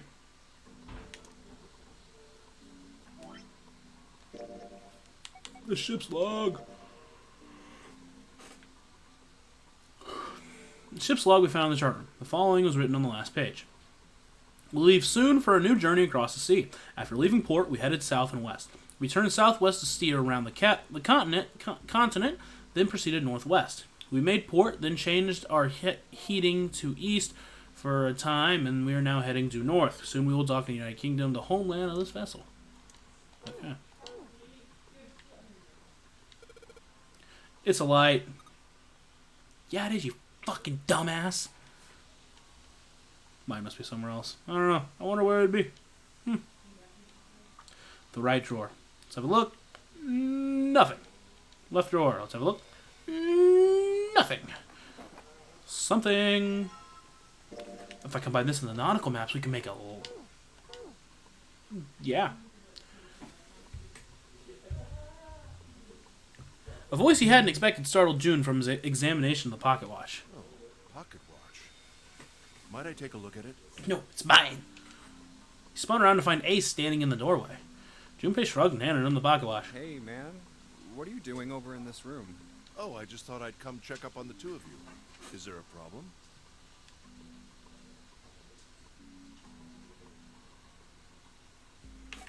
Well, not a problem, but... That's a lie. I wanted to get rid of Ace. I sent him to the wheelhouse at the beginning for a reason. I wanted to talk to Clover alone. There's something I want to ask her. And I don't want anyone to overhear us. I'm pretty sure Clover won't talk if there's anyone else around. I'm a little desperate to send him back. Quick. He has to leave. Ace opened his mouth, then took another look at Junpei and shut it again. A small smirk appeared on his face. Oh, I see. Of course. You know what, if that's going to make you leave? He looked Junpei over, then glanced at Clover. I apologize for the intrusion. Well, best of luck. Ace gave Junpei a knowing pat on the shoulder and left. Again, she is 12. I know that's what the game's not trying to say, but she looks like she's 12.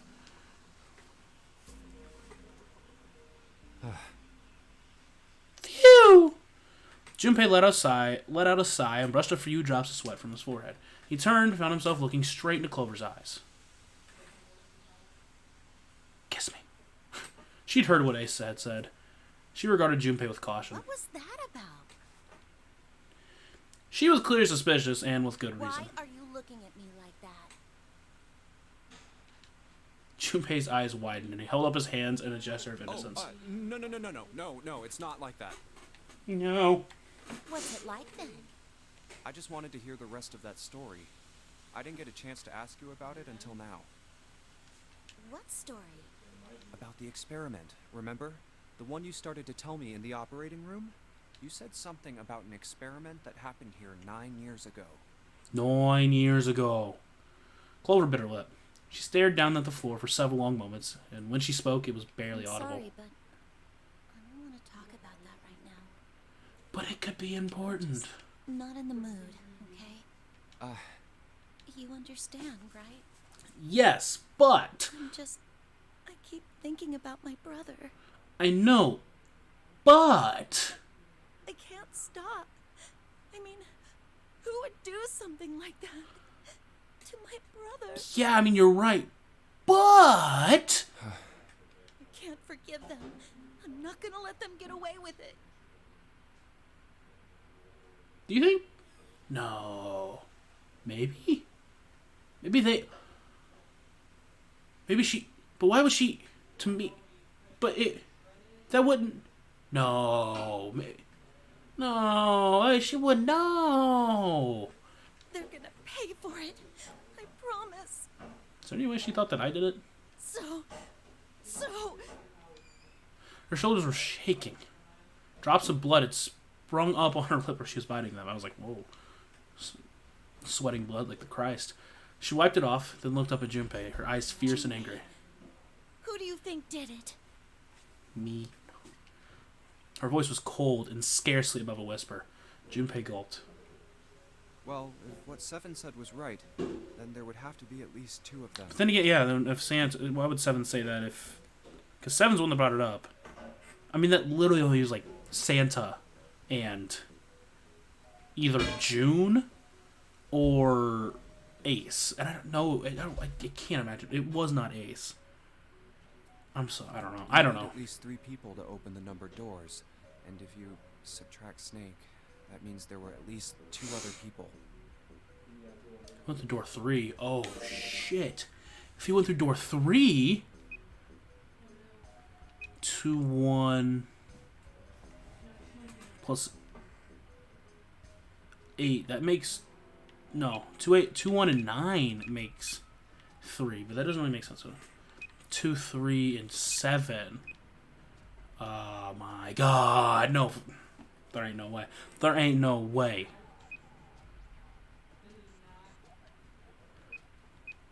Eight. You need 4. That wouldn't make sense, would it?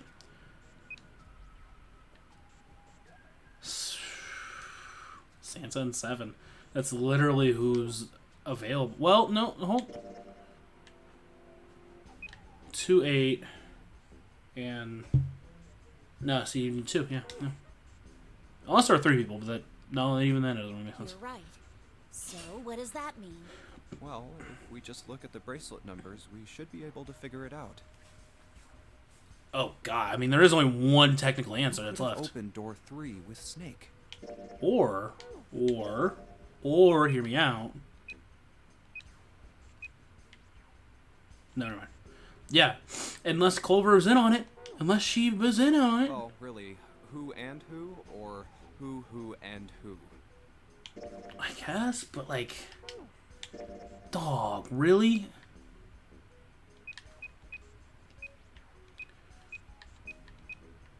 I don't feel like... Whatever, I don't really care.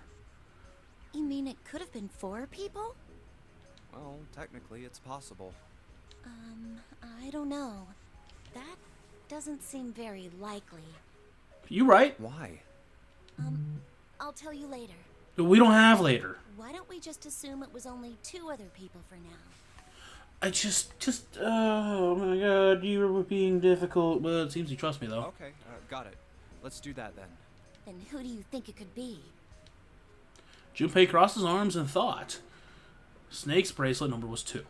Which two bracelet numbers 2 would give them a digital root of 3? It would be Santa and 7. Would it be Santa and 7? The digital root for 3. Wait, hold on. Are Santa and 7 the killers? What's wrong? Clover looked at Junpei, and he looked back at her. There was no point in hiding it. I thought about it, and Hold up.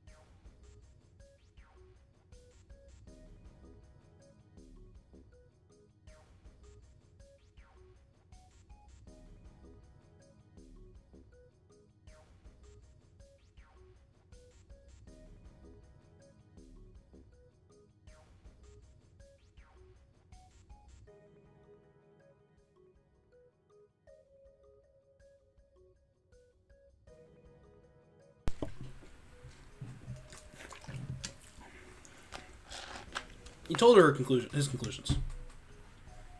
That's what I thought. I just don't think it was 7 because he is the one that brought it up. But Santa's continuously gone further and further away from me. But again, it's like, to be fair, since I know that she was dead, so it doesn't make sense that she would. I don't know. She looked less surprised than he expected. Santa and 7. Those If it bastards. was 2 people, then that's the only combination that works. hey, wait a minute there.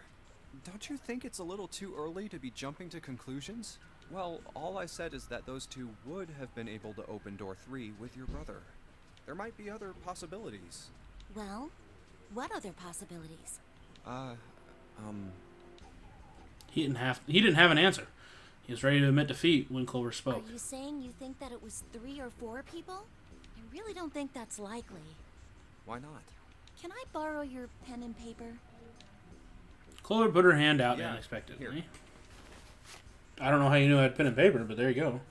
Junpei pulled out his pen and pad of paper and handed them to her. She opened up the notebook and wrote down several simple addition problems. Eventually, she had 8, which provided a digital root of 3.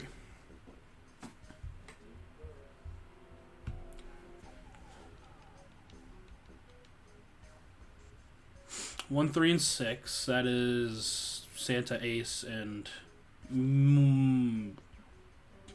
her. 2, 4, 7, and 8. That's like a 2, 5, 6, 5, 6, and 8. That's possible. I mean, it's not because it wasn't me, but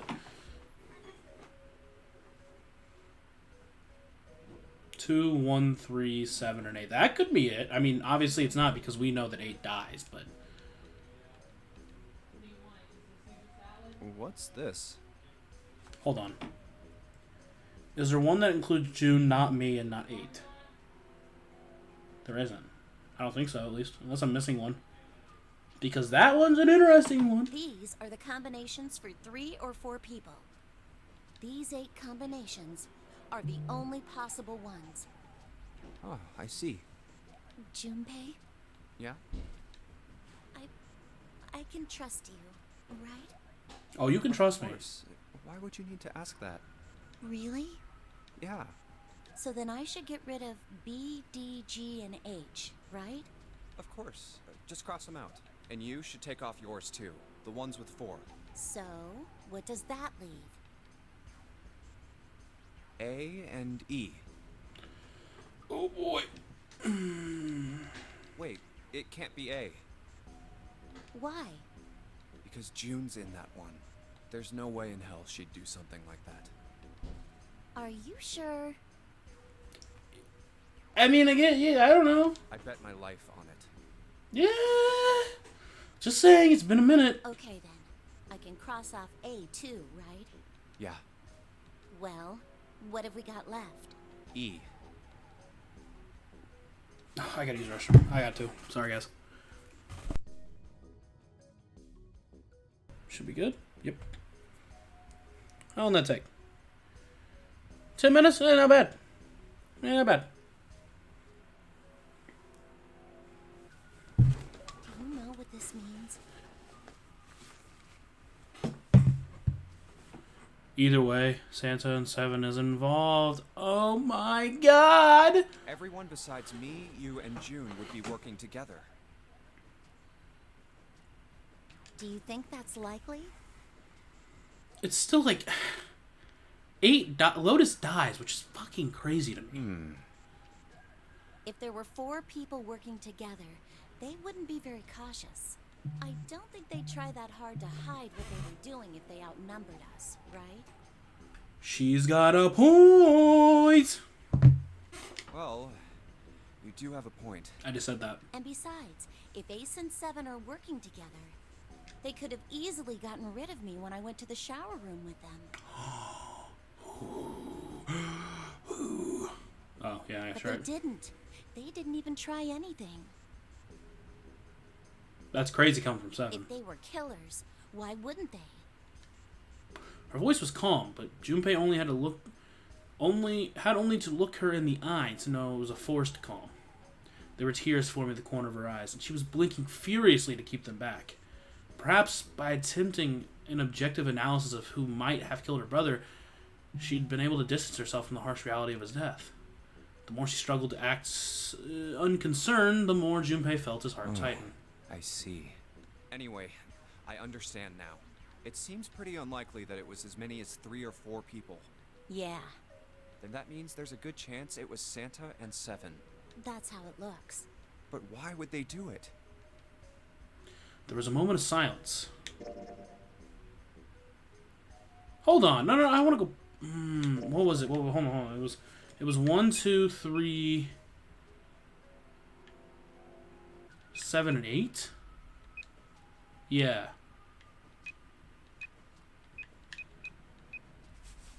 Hold on. I'm just saying. Okay. I figured I'd look. Okay. I think we're fine. I'm just gonna look at this real quick. 3, 7. That's 10. To get 9, they need 8. Well, that doesn't make sense either. What? Their motive. He laid his hand gently on her shoulder. He was close. So close to the answer. When Ace chose the worst possible moment to return, don't they all? He raised a knowing eyebrow, then spoke. Have I interrupted something? What is it? There was something I wanted to speak with you about, Junpei. Could you come with me for a moment? I suppose. He turned on his heel and walked back toward the wheelhouse. Go ahead. Okay.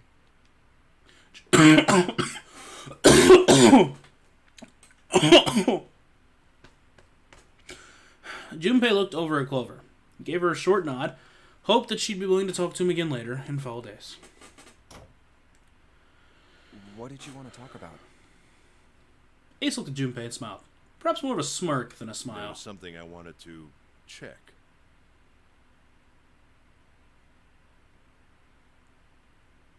Yeah? What's that? If you'll excuse me.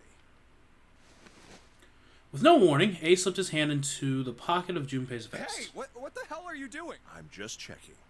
No, stop. He reached for Ace's arm, but it was already too late. In the older man's hand were the pieces of paper Junpei had balled up and hidden in his pocket. Just as I thought. What exactly are these pieces of paper hiding in your pocket? Women's numbers. I'm a player, after all. You switched them, didn't you, when we voted? Well, I can't say that I care. I managed to get through the numbered door I wanted, despite your mischief. Then, why did you... Oh, simple curiosity. I hope you won't think ill of me for it. Ace smiled, gave Junpei a friendly pat on the shoulder, and then turned on his heel and left. It was a small defeat, but it was a defeat. Junpei had lost the upper hand, and he knew it. He could feel his stomach begin to tense. Damn. I wasn't done in there. Or was I? I actually don't remember. Been a minute. I suppose I was. I don't see anything else. Oh, wait. I'm an idiot. I haven't looked at the map yet. A map. It's got the Atlantic Ocean in the middle. Hey, Junpei. What do you think these red things are? They look like pens. What do you think they're for? Who knows? What do you mean, who knows? Come on, be serious. I am. It's ports, probably. Red pens on the map of the world. I wonder what they mean. Hey, Junpei. You sure you don't have any, like, hints or clues or something? Oh, yeah. Let me see if they match up. A map with the Atlantic Ocean in the center. There are a number of red pins in several locations. What do these red pins mean? Well, what do you know? Looks like this one's a match to the pins. Okay, well, we got 7 locations connected by straight lines. Each one of them has a word next to it. That's probably the speed.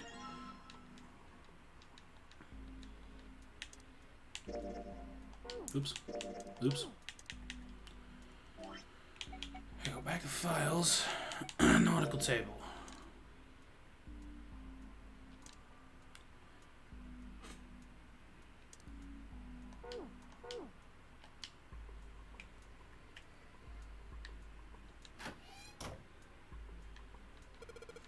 The helm.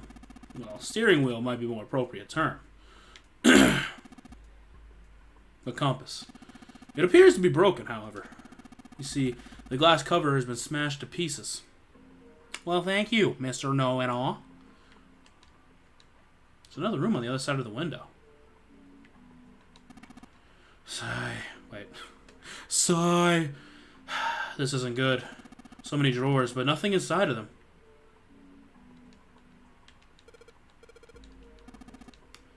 What will be the point of moving it? The ship has stopped. What will be the use in steering it? Yeah, I know, but still, I want to be a pirate.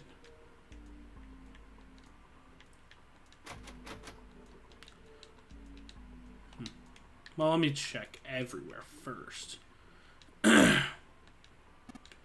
Yes, I suppose you could call it a helm. Steering wheel might be more accurate, however. It's a metal plate bolted over the window. Metal plate bolted over the window.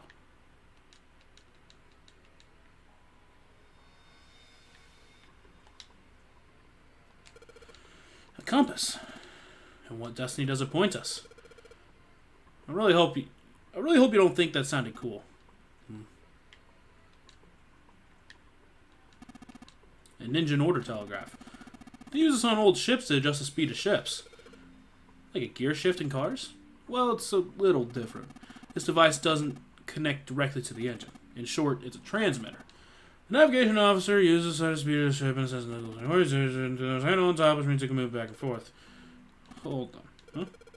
There's no handle. You're right. There isn't. Looks as though it was deliberately removed.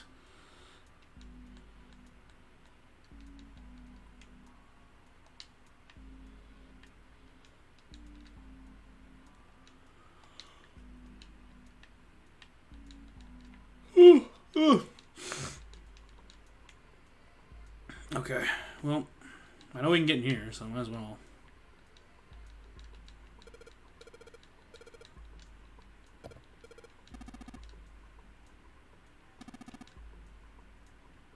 However, we may need to do something with the watch first.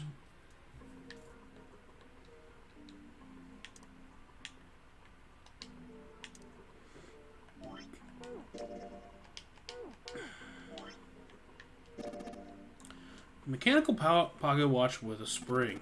It doesn't appear to be working. The hands have stopped at 5 minutes, 39 seconds past 10 o'clock. Turning the knob does nothing. Yeah, it's probably broken. Looks as though you could move the hands, however.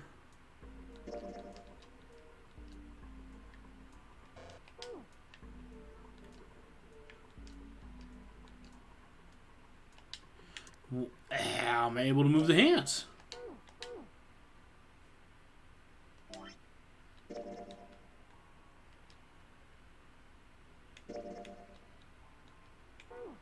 I guess not like that.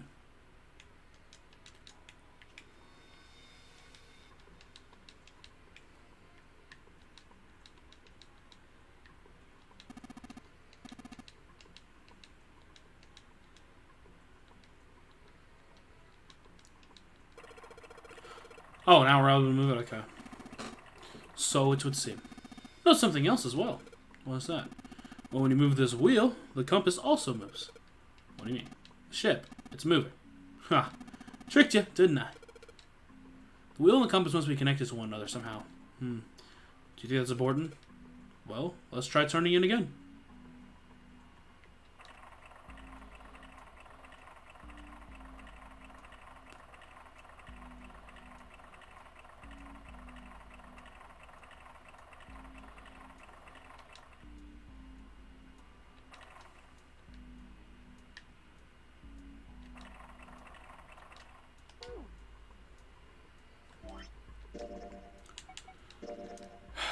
Okay.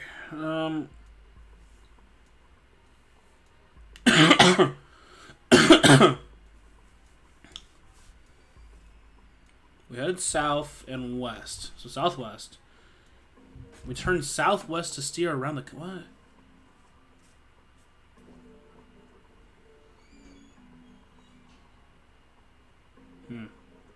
I am confuzzled.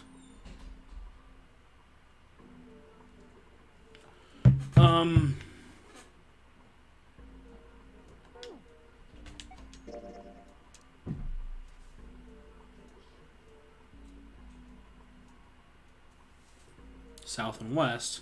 Head southwest, then northwest, then east, then north. Can I do it right now? So, south. Let's go south. Then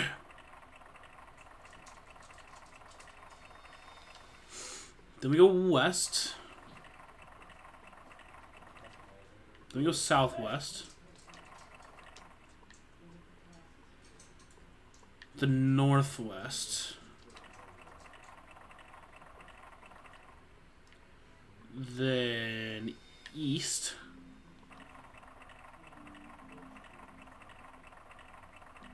Then north.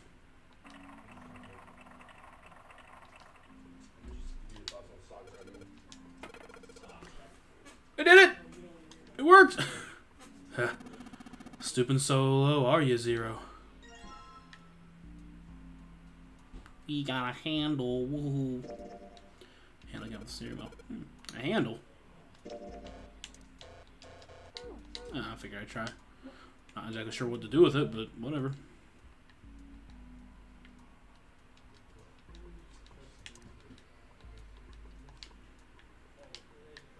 Did I miss something in here? Something here need a handle?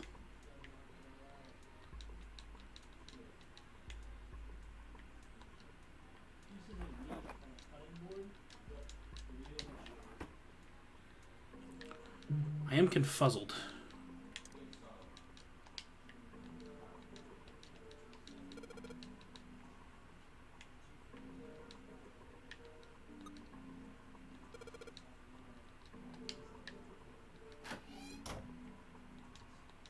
Broken compass. Doesn't look like it'd be very useful.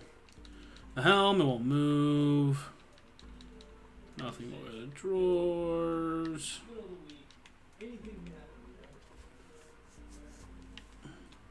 Oh, I'm stupid.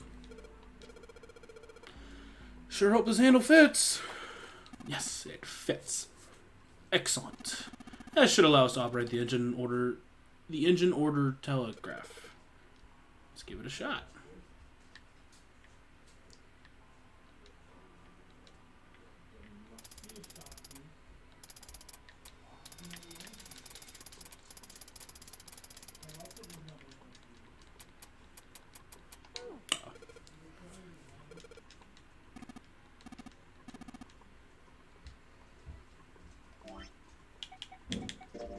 Alright, memorize this again.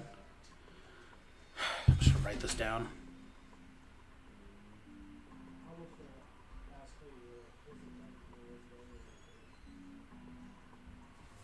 Nope, no. You.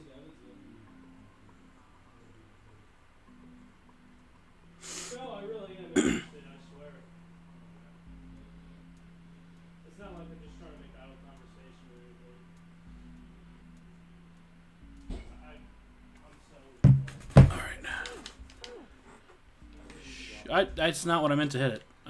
You. Full. Half. Slow. Full. Half. I guess just dead slow and stop.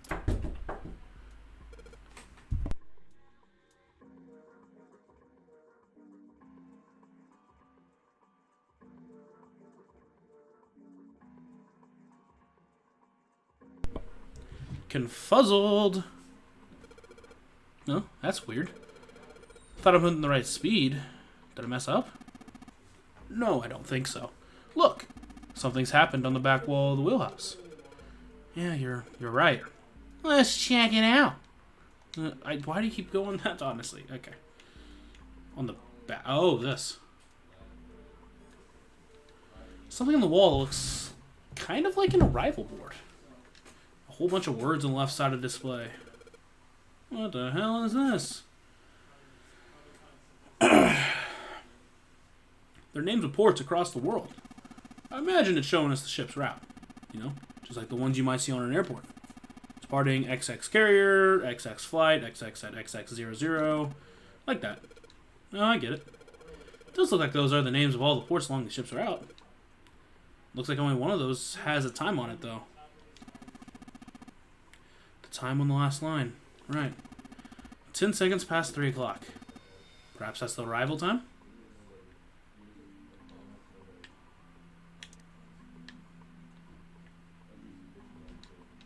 Digital scoreboard or something like that. Left side of the names, last line, it must be this time before. Hmm? Oh, perhaps. Oh, what's he doing? Excuse me, Junpei. Hey, he just took my pocket watch. Yeah, he's changing the time, obviously. Oh god. Don't like that sound. It should be fine now. Well, thanks for giving me the pocket watch back, but you don't need to look so smug about it. Let's see what he... Oh, he moved the hands. 10 seconds past 3 o'clock. Danger to find time. Give it a shot.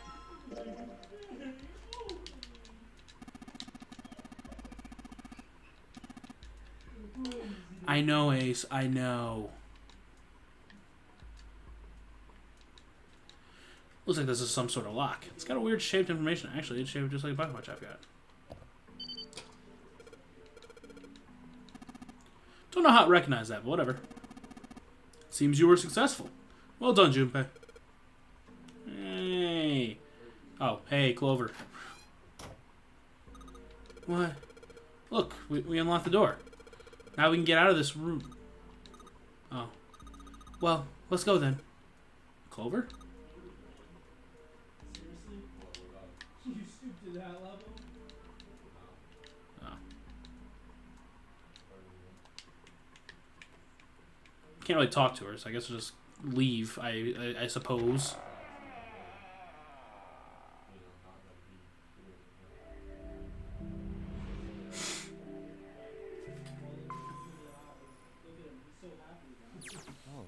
A hallway. It's far too narrow to be called one.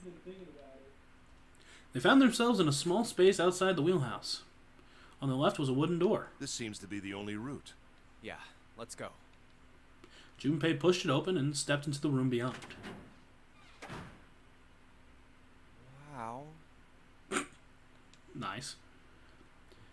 It was full of all manner of It was full of all manner of turn-of-the-century electronic equipment. Well, these machines are weird. Weird. I've never seen any of them before. Huh? Wait, this one is... One smaller machine had a metal bar that ended in a circular handle. It's a telegraph, I think. Ace seemed to recognize it. Ah, yes. A telegraph key. These were used to transmit Morse code a long time ago. He turned and slowly took in the room. This must be the communication office. Across the room, from the door they'd entered through, was another door. And that door? A metal plaque was nailed to it. It read, Captain's quarters. Huh. That's what it says. duh. Then, do you think...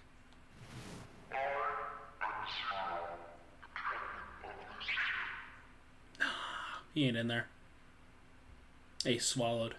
Junpei could feel his hands begin to sweat. Only Clover seemed uninfected. Well, we won't know if we don't open it. She walked up to the door, put her hand on the knob. It opened easily. Without so much as a pause, she walked in. Junpei and Ace followed. First thing they saw... Oh, what the hell?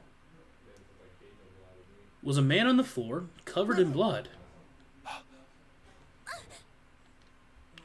Junpei felt his body seize up. His mouth went dry, and he felt very cold.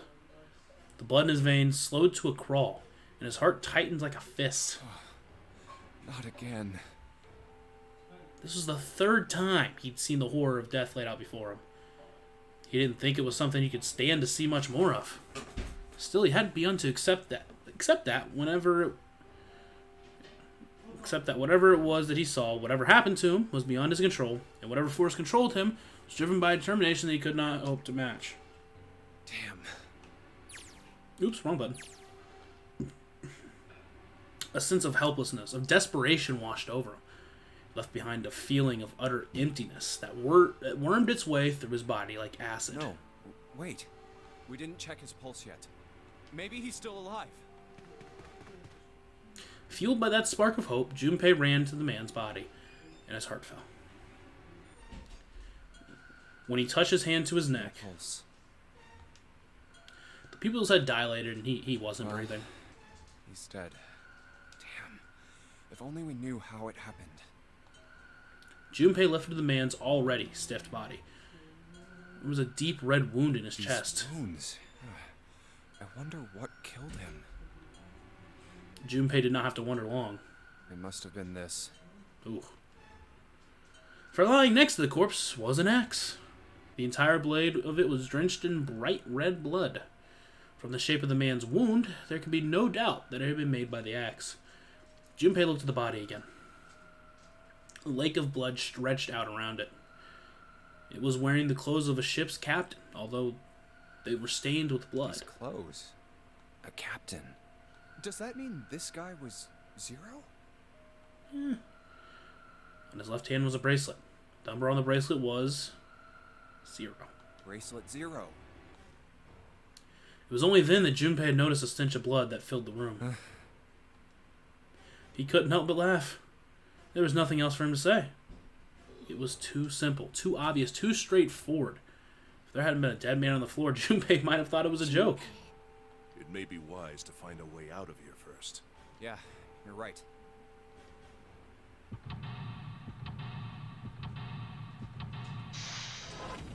Oh, God.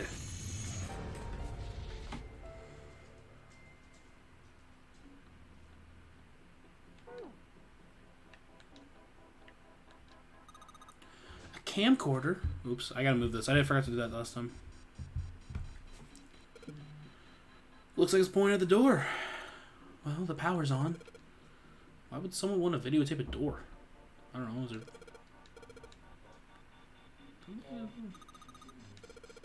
Just sending whatever it sees to something. What does it see? The door.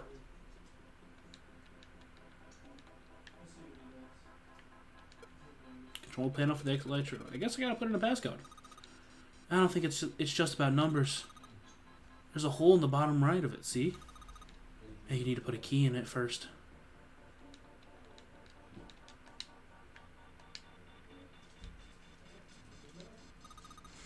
There's blood on the chair.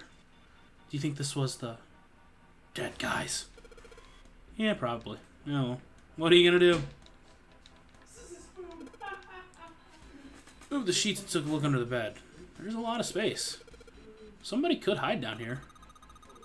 Then you could hide other stuff too? Huh? You mean like this body? Yeah, but whoever killed him didn't do that. Why not? Well, let's see. I guess I can think of 4 possibilities. They may not have noticed space on the bed. They didn't think hiding the body. They didn't have time to hide it, or what? Maybe they didn't want to hide it. You ever thought about that? Maybe they wanted us to find it to prove a point or something. Well, under the bed. Oh, there's nothing under the bed, obviously. They said that already. Someone's out on top of the table. Hey, is this a music box? Well, let's have a look.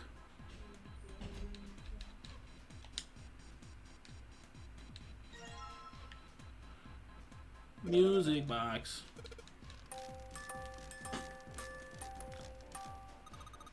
Oh, you stopped. Is it broken? The pins on the cylinder are shaped all weird. I don't think those are the pins. Looks like someone put something else on top of it. I think we have to take it apart to figure out what's going on, don't you? Oh.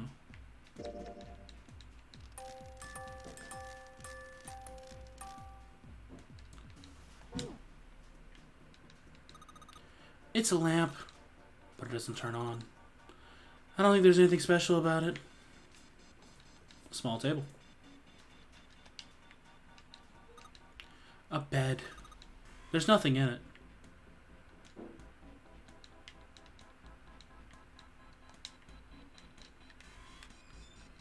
Hi there. There's a bunch of weird buttons on here. Probably switch what you see on the screens. Do you know how to work this thing? Why don't we just press one of these? Like this one. Well, I guess it did change the... What the hell is this? There's nothing on the monitor, just static. What do you mean there's nothing on the monitor? There are words on the monitor.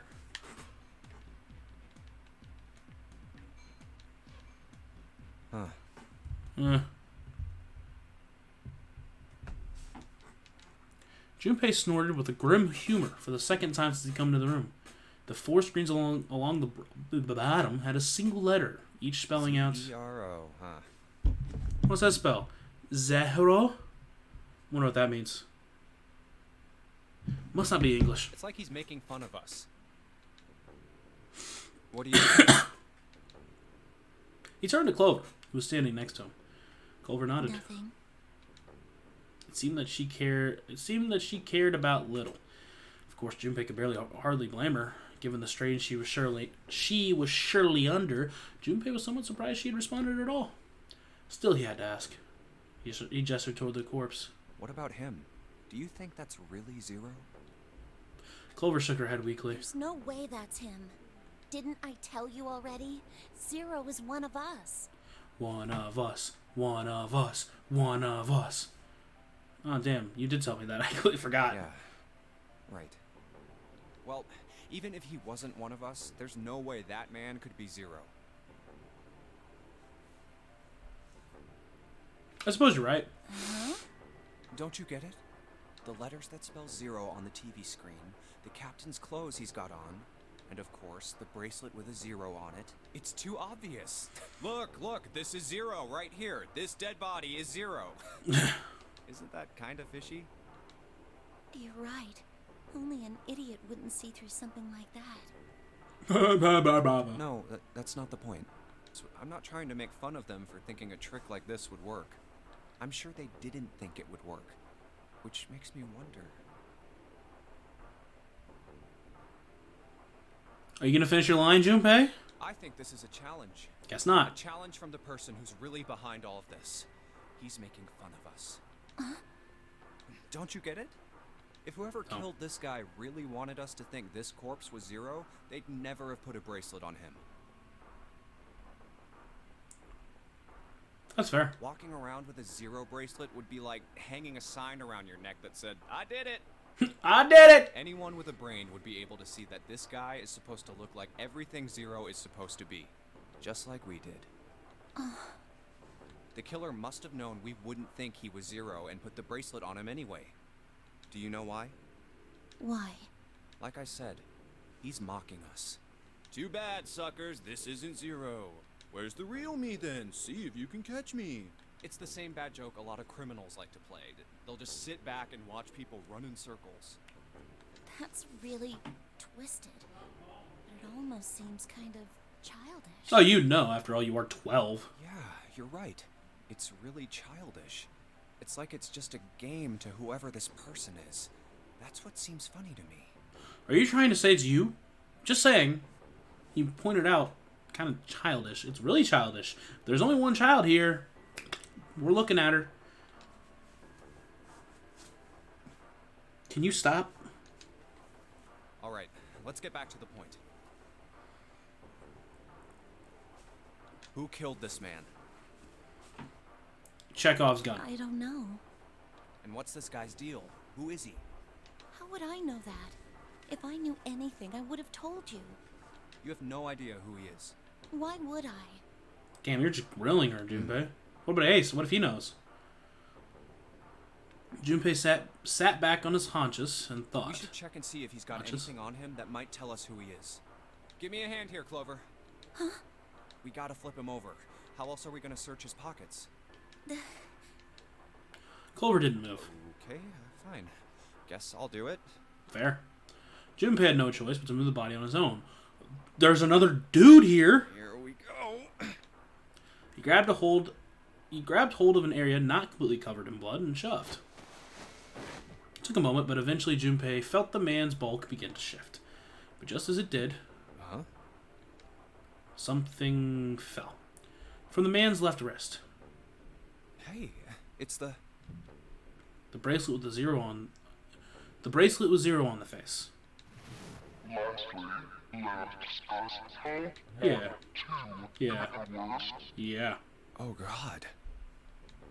Junpei stared at the bracelet. This man, he's dead, isn't he? What?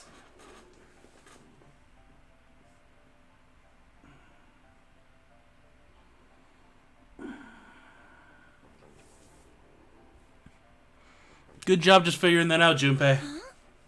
No, it's just I guess I didn't really think about it until right now. Why not? If his bracelet's off, that means he's dead. Yeah. Well, it's pretty obvious that he's dead. You don't really need to look at his bracelet to figure out that he's dead. Yeah. I guess you're right. It is pretty obvious.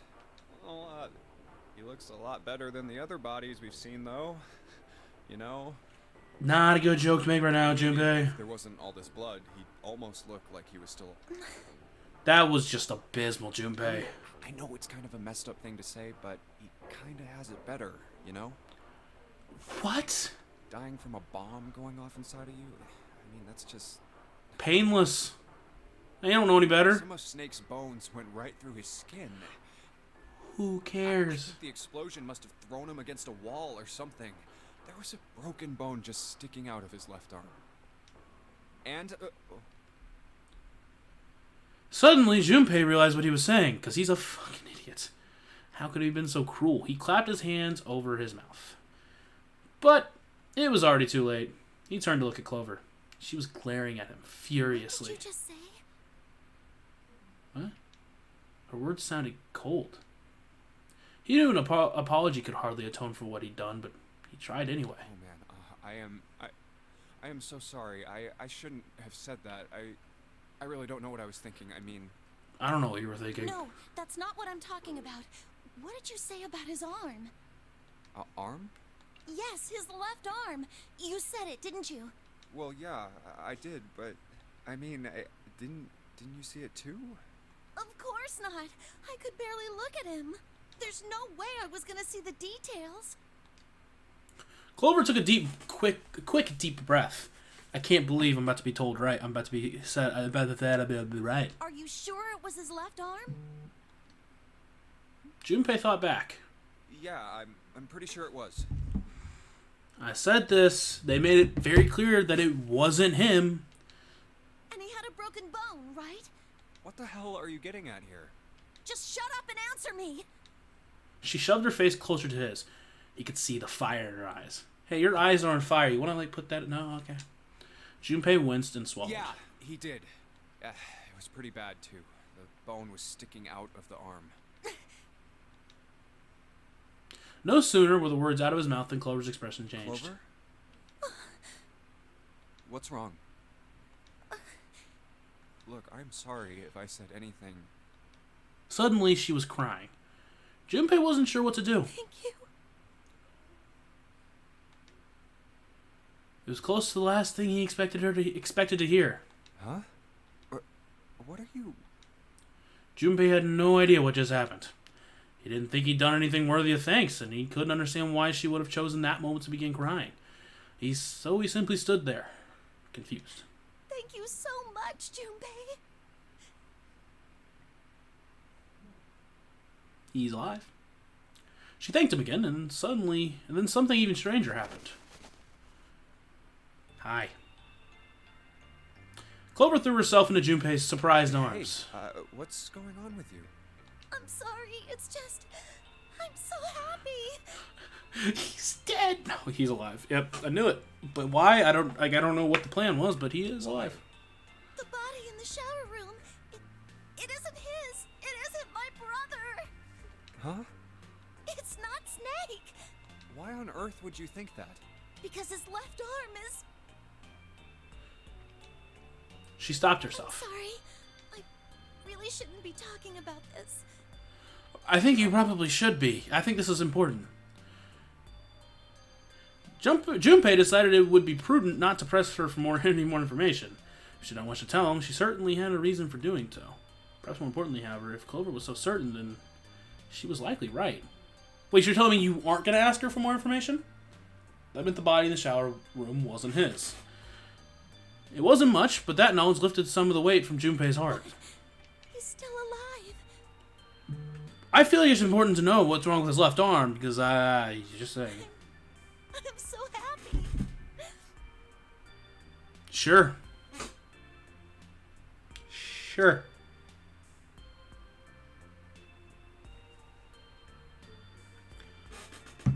Tears shone in her eyes. Those tears melted Junpei's heart. As she cried, she pushed herself up against his chest like a child. Well, she is a child. Junpei put his arms around her and held tight. I'm so glad. Uh-huh. Junpei, you were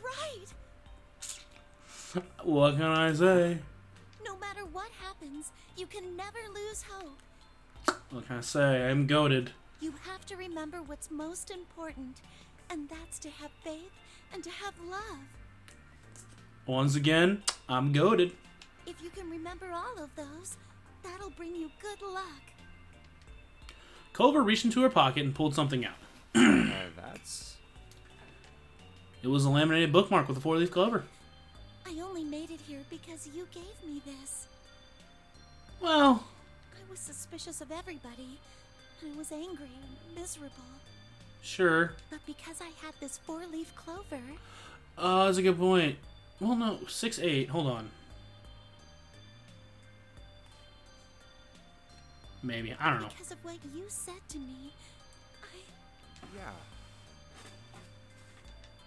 Junpei hadn't thought his words would have such an effect on her. Her words were making him feel a little awkward. Thank you so much, Junpei. She looked at him. He scratched his nose and pretended to notice something interesting somewhere else in the room. If you really want to thank somebody, you should be thanking Santa. What?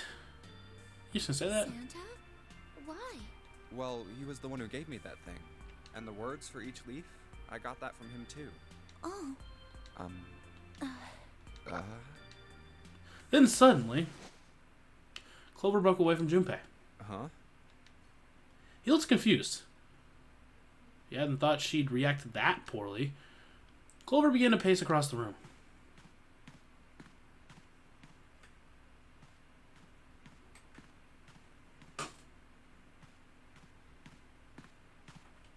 Six steps to the left. 6 steps to the right. Another 6 to the left. Then she stopped. Did Santa really tell you those things? Her eyes were serious, but not angry. Yeah, he did.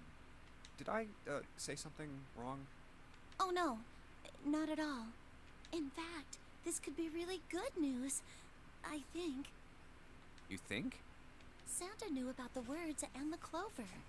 The only people who should know about that are the other subjects. Subjects? The other people who were in the experiment 9 years ago, with my brother and me. Oh. Oh. Okay. Okay. Alright. So you were in the experiments when you were 3. I'm just kidding. Obviously, she's older. I don't know. I don't know what time. But he's blind. And I was part of the Nevada test group. So neither of us would be able to recognize the faces of the people who were on this boat. Whoa. Okay, time out. Junpei held up his hands. He took a deep breath and let her. Let's just calm down for a second, okay? Start from the top. Don't start with the end and then jump to the middle. You gotta start with 1 and then move to 2 and 3 and 4 and so on. If you don't tell me stuff in the right order, I'm never gonna be able to figure it out. Okay. What is Jesus Christ is going on? Very long. Oh boy. Okay. Clover nodded. All right. Let's start with this experiment. What happened on this boat 9 years ago? Do you know about morphogenetic fields? Probably at this point, yeah. I just know everything now, apparently. Genetic fields. He did, and the realization sent chills down Junpei's spine. All right, how about this? Theory of the telepathic mechanism. I Yeah. think Lotus mentioned... Oh, sorry. Junpei recounted what Lotus had told him earlier. Clover nodded. Telepathy, huh? Telepathy, actually. Well, that's not really it, but I suppose it's similar. So they were testing telepathy on this ship? Yeah, I guess so. So, what exactly did they have you guys do? The same thing that we're doing now. Exactly the same thing. What? The nonary game. 9 people were put on this boat, and 9 others were put in the building in Nevada, and the game started. Junpei grabbed the sides of his head. Look, I'm sorry, but I don't get it. What do the nonary game and some telepathy experiment have to do with each other? Am I missing something here? Clover bit her lip. She blinked back, sudden tears, with what had happened to her in The Nevada. ability to access a morphogenetic field is affected by a couple of things. The first is epiphany, and the other is danger. You know how sometimes when you're up against a really tough problem, and then the answer just kind of pops in your head? Sure, not really. That's an epiphany. Oh, okay, And I what guess, you yeah. learn from the epiphany can be transmitted with telepathy. When you add danger to that equation, then it gets easier to transmit that information over telepathy. So you're saying the nonary game was supposed to introduce that element of danger? I guess. Yeah, but it couldn't be just any old danger. It had to be life and death. And someone did actually die. A girl.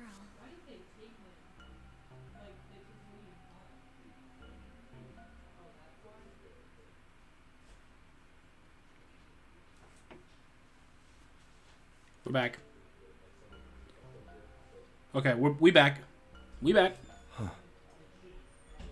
Junpei felt the sudden grip of despair in his heart. Something deep and distant and powerful squeezed. For a moment, he felt very, very empty and alone. She was on the boat with my brother. I was in Nevada. Nevada. I never met her, but I did hear her name. You're gonna say Kane, aren't Her you? name was...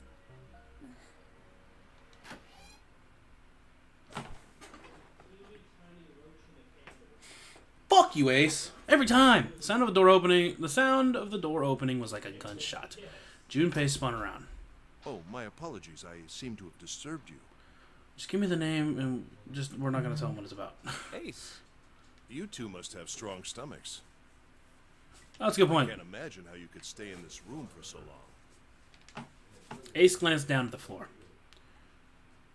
At the corpse, covered in blood. At any rate, Junpei, would you be so kind as to come and help me with something? I'm having a little trouble and I could really use your assistance. You could have waited like literally 5 seconds and I would have been okay with that. Come on, it'll only take a moment.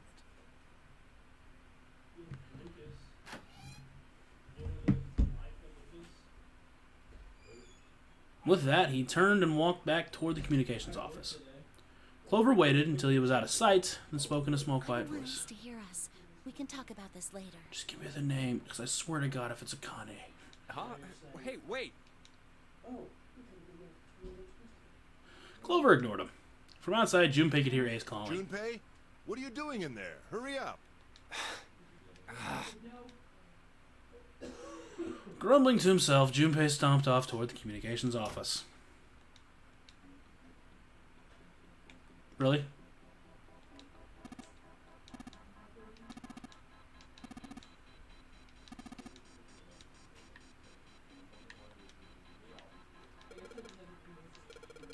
It's a mono of a stream. Wait, what? Really?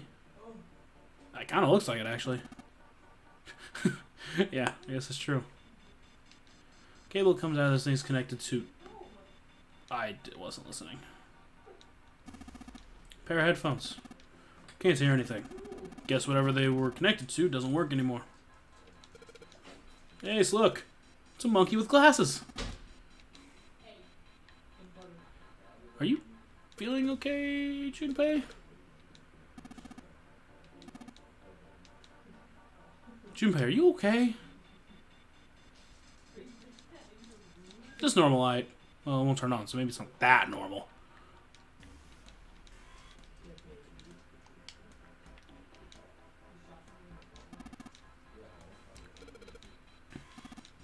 Electronic lock, perhaps? Take a look at the left side of the drawer. Yeah, some cables over there. That must mean... Oh, okay. What's this? It's blank. There's nothing written on it.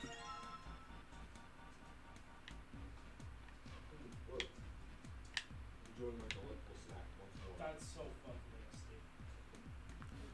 Oh, the girl that died was probably Santa because they were... Oh, never mind. We're good. We're good. We're good. I mean, obviously she's not dead now. I don't know. I just thought it'd be cool. Oh, Val. I imagine it's broken. Of course it is. You didn't look hard enough. No culture. No swag. Definitely no eyes either. Clock mounted on the wall. The hands aren't moving. A little surprised that the time is wrong, then I suppose, and there's nothing on the back. Look, a hook. That wasn't a joke. What do you call them? I know.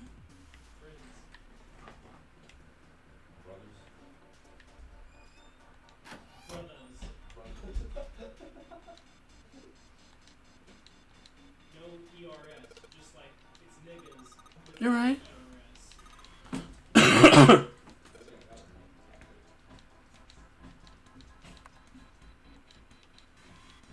Oh, good job, Junpei. You fucked it up. Hey, one done.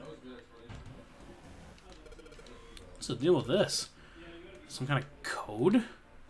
There are 4 rows of numbers and letters. They'll start with a 0 and with 8, F, N, or V, respectively.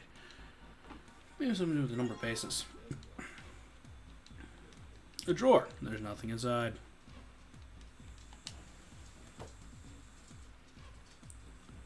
The fuck is this? Apparently they look like batteries. There's a cable running from them to the monitor. I think this probably used to be a door. Nobody's going through it as long as this metal plate's here, though.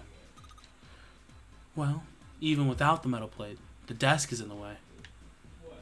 You can just move the desk, I suppose.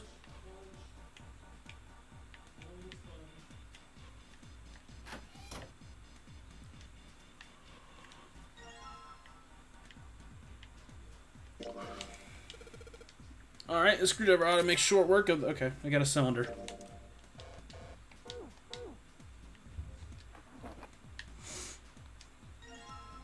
Ink. Bottle ink. It's filled with ink.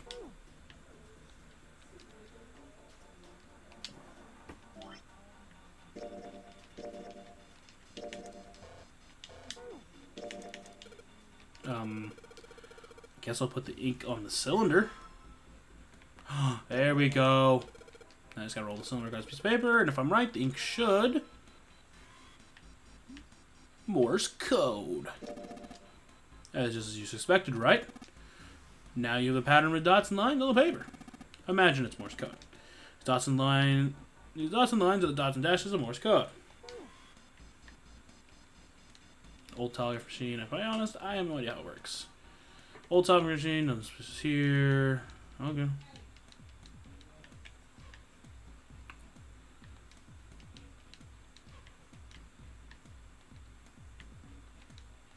Alright. Morse code I'm supposed to enter. If I do this right, something will happen. Oh. Let's give this a shot. Oh, God. Nope. Fucked up.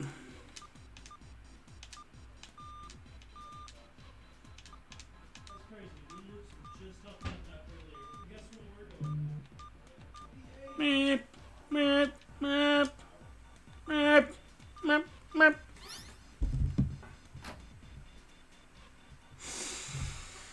I'm guessing Cardinals are probably going to lose. This is good. This is good. That's the last one, and yes! Excellent work, Junpei. Good job. You seem to have figured it out.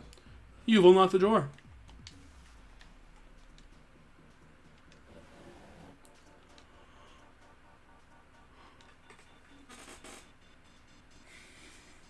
A red file lay in the drawer. Junpei reached down and picked it up. Looks like there's something on the cover. A-L-L-I-C-E. All ice. All ice. Alice. Does this mean... Junpei couldn't hold back. He had to know what was in that file. Each page was covered with strange characters. It looked like tiny drawing of birds, snakes, insects, horned animals, wings, and even kneeling humans. There were many pages in the file, and each was full of these strange symbols. What the hell is this? He didn't realize he'd spoken out loud until Ace looked over at him. They are hieroglyphs, a form of writing used in ancient Egypt. Ancient Egypt? That's right. Can you read them? Of course. You lying. I can't.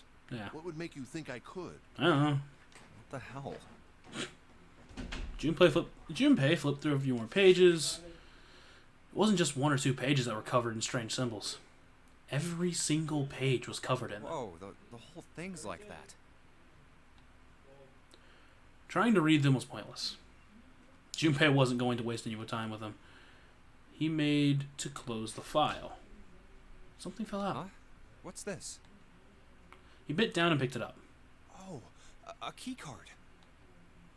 There was a symbol on that that reminded Junpei of the symbols of Saturn and Mercury key cards. This one, however, had a dot in the center of the male symbol. Uranus. That's the Uranus symbol. No, Uranus. Wait, Uranus.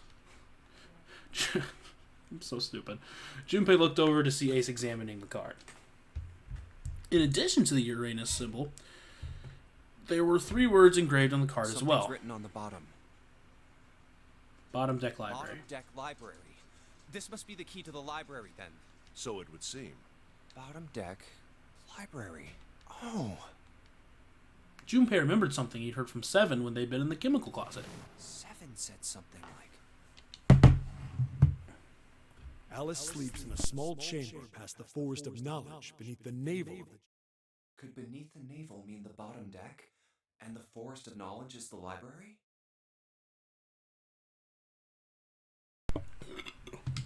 Then could Alice be in a room somewhere beyond the library? What's wrong? Something on your mind? Yeah, just a little bit. Junpei blinked. Only then did he notice Ace looking at him, curiosity and concern written across his face in equal parts. Yeah. I just remembered something. Is that so? What about? Well, don't laugh, okay? I laughed, I'm sorry. There was no reason for Junpei to hide his thoughts. He began to explain his theory to Ace. Then he stopped. Wouldn't make any sense if Ace didn't know who Alice was supposed to be. So he told Ace everything June had told him. The Egyptian priestess, an ice knife. Interesting. Interesting. Interesting indeed. The woman who wouldn't melt, who was recovered from the Titanic disaster, they called her All Ice, which eventually turned into Alice. And she was purchased by an English millionaire who called himself Lord Gordain. Lord Gordain! According to Seven, this ship is where he hid Alice. And you think that he hid her in a small room, beyond the library on the bottom deck? Yeah. Well, I mean, it is just a theory. A game theory. Ace stared off into the distance, his hands slowly and absent-mindedly stroking his beard. After a few moments, his hand stopped. He turned slowly to look at Junpei. His brows drew together. Junpei, have you ever heard of the term CAS? CAS? Cass. Like, Central Automated Sexual Activities? It stands for the Cells Alive System. It is an advanced technology for freezing and preserving organic matter. Okay. Wait. Huh. Put simply, it is a technique that allows one to freeze things without the formation of ice crystals. Normally, if you freeze something fresh, water within its cells expands as it crystallizes, damaging the cell membrane. CAS, however, works differently. The object to be frozen is supercooled using magnetic fields, and then frozen instantly and uniformly, giving ice crystals no time to form. Is this game just secretly trying to teach people stuff? Holy shit, almost 3 hours. It was originally developed for the preservation of food, as an alternative to the normal freezing process. Does it work? Now, however, there are rumors that it can be used for other things. What do you mean, other things? Well, there are obvious medical uses, but perhaps also space travel. Space travel? Are you serious? Surely you've heard of suspended animation. Cryogenic freezing? Sure. It's a fairly common idea in science fiction books and films. People are sometimes frozen for especially lengthy journeys through space. That was when Junpei understood what Ace was suggesting. Whoa, wait a minute there. Ace looked at him and raised an You're eyebrow. saying that Alice was frozen using that CAS thing? Well, I'm sure the possibility is quite low, but it is a possibility. If this special ice you call Ice 9 does indeed exist, and CAS were used to freeze her into that sort of ice instantaneously. You think she could be alive? Well, I can't say for sure, of course. I'm only talking about possibilities. Possibilities. The melting point for Ice 9 is 96 degrees, right? If she were put somewhere where she could reach that temperature. But she said that they went through the desert, and you're telling me that didn't reach 96 degrees?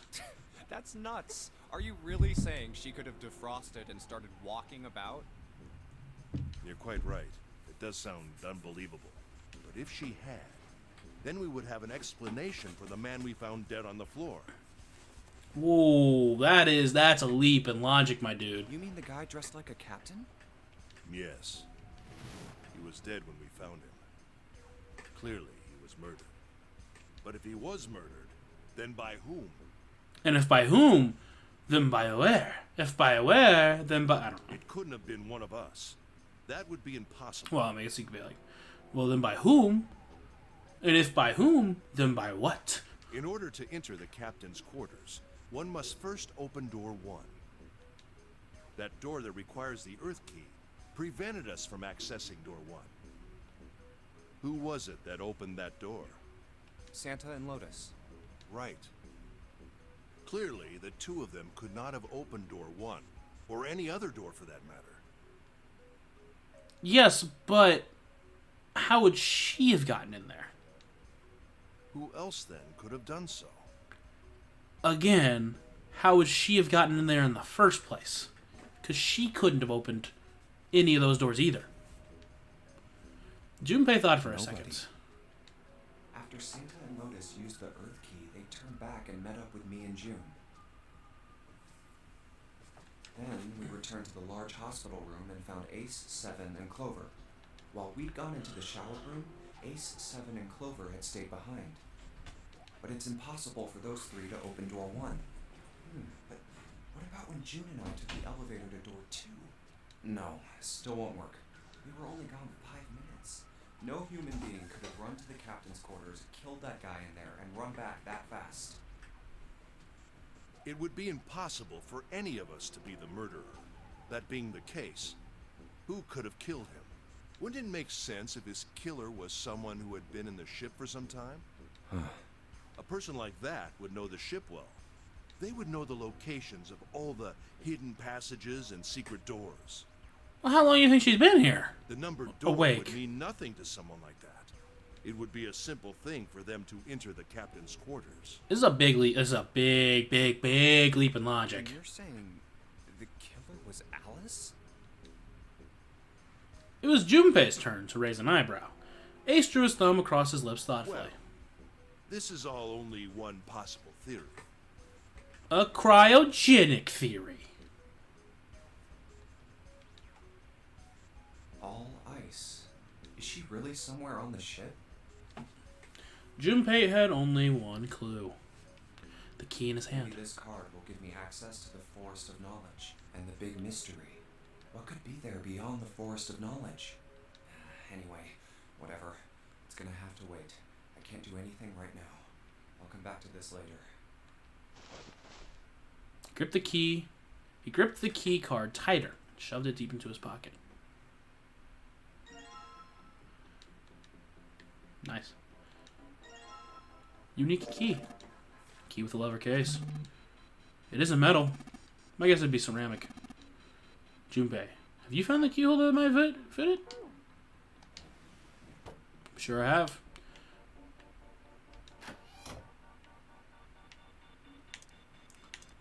Hold on. Nope. Well, I guess I can. Wait. Yeah, okay.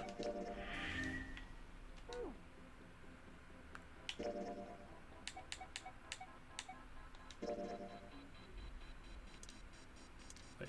10 in base 10 is written as A and hexadecimal, therefore 11 is B, 12 is C, 13 is D, 14 is E, and so on. Chart number rules to each numerical system.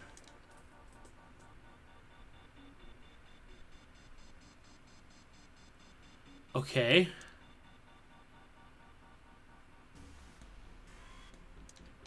Are we gonna have to do this again? Shit.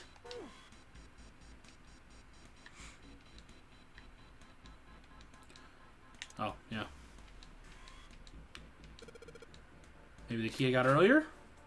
Sweet. Just had to put the key in. Now it's on. Junpei, look! There's a minus sign on the screen. There's 8 of them. Probably means we gotta put in 8 digits. Do you think you can figure it out? Oh, man. You're asking a lot from me. I don't know, man. I don't know. Like...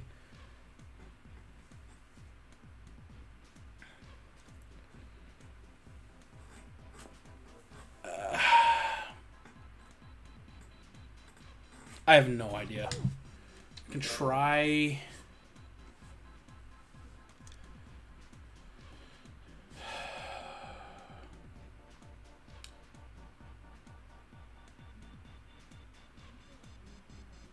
$11, $12, $13, $14, $15.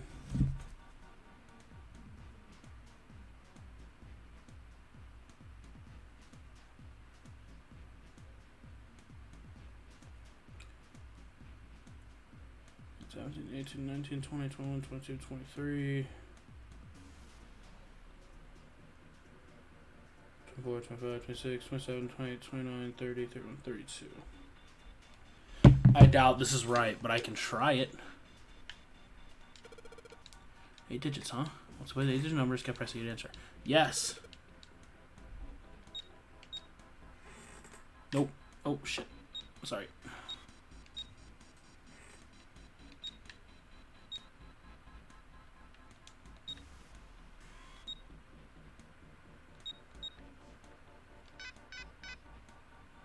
I figured. Figured that wasn't it. I don't know how else to get it, though. Give me a hint. Oh, what's the passcode? By now.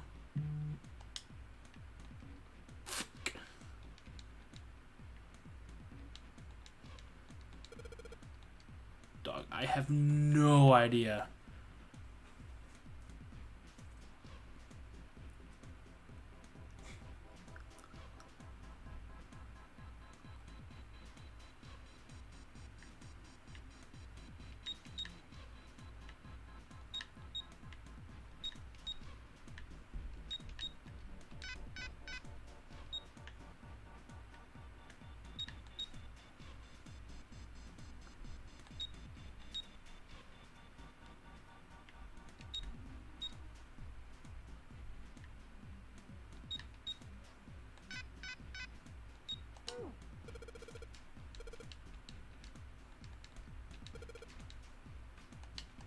That's not what I meant to hit. Hey, Junpei, didn't you find out some numbers and letters? I think it might be a clue. Yes, I know. Jesus Christ, I'm so stupid. Okay.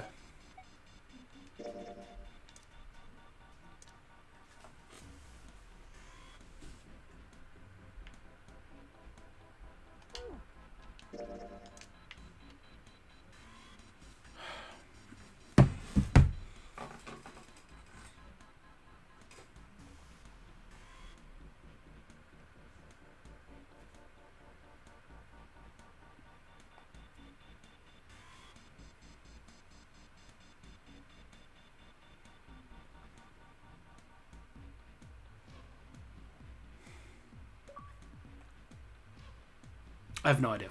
Once again, I have no idea. It's not really giving me much to work on here. Like the last time I get stuck, I knew what to do. I legitimately just have no idea what it's asking me here. And therefore 11 is B, 12 is C, 13 is D, 14 is E, and so on. The chart showed this chart showed the rules for each numerical system.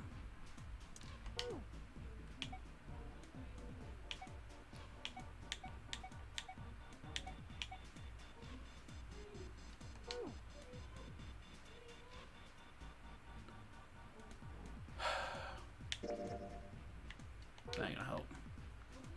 Though I have no idea.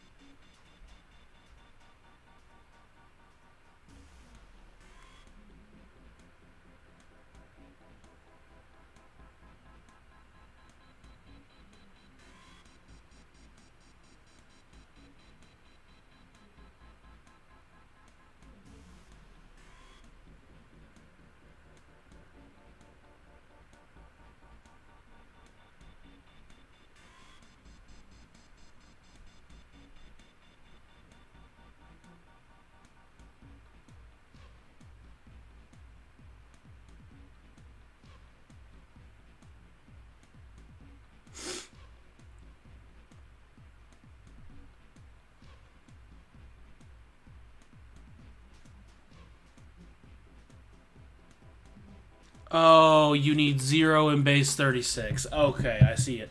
I wasn't going to get that.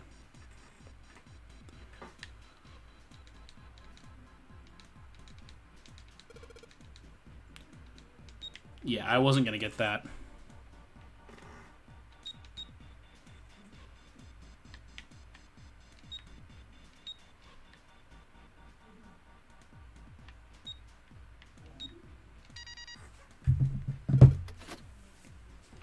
Yes, it worked. Good job, Junpei. You totally didn't cheat and look that up online, did you? Excellent. You seem to have unlocked it. Good work, Junpei. Alright, let's go.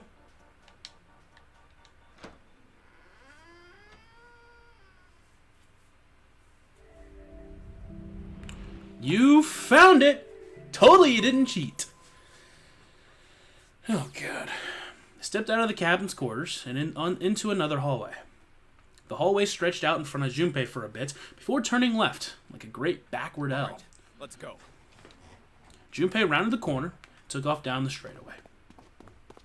He ran, and ran, and ran. At the end of the hallway was a door. That's the next door. He made straight for it. A piece of paper. He was nearly halfway to it when he noticed a piece of paper in the middle of the floor. He skidded to a halt. This is... He dropped down to his hands and knees and quickly tore the paper off the floor. Map of the ship's interior for A-Deck. What's wrong? Ace, slightly slower by virtue of his advanced age, he's old, had finally caught up to Junpei. I found a map for this floor. He showed Ace what he'd snatched from the wall. He looked at it long enough to determine what it was, then he nodded. I see. With that, he began running again, past Junpei. Well, that was anticlimactic. I should keep this, though. Junpei shoved the map into his pocket and got up to follow Ace. Something stopped him. Hey, where's Clover? He turned around. Clover was nowhere to be seen. Damn it. What the hell is she up to? Junpei muttered angrily under his breath and took off back the way he had come. As he stomped around the corner, he saw her. She was standing in front of the door to the captain's quarters, her hand on the doorknob. Clover! Huh? As Junpei watched, she closed it, gently and quiet. What the hell are you doing? Nothing. What do you mean, nothing? Clover had unconsciously put her hands over the pockets of her jacket as if trying to hide What something. the hell is that? What? You've got something in your pocket. What? Oh, this? This is a note. A note? Yeah, I found it in the pocket of the guy with the captain's clothes.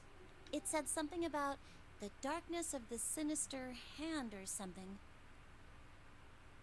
Not suspicious at all. Let me see it. No, not right. But Junpei wasn't going to get to see it. From the other end of the hall, he heard Ace's voice. Clover, what are you two doing? Hurry up! He's getting mad. Clover shrugged. I'll show it to you later, all right? You have a lot of things to tell me and show me later. I'm just saying. Come on, we gotta hurry. Although you did get to some of it.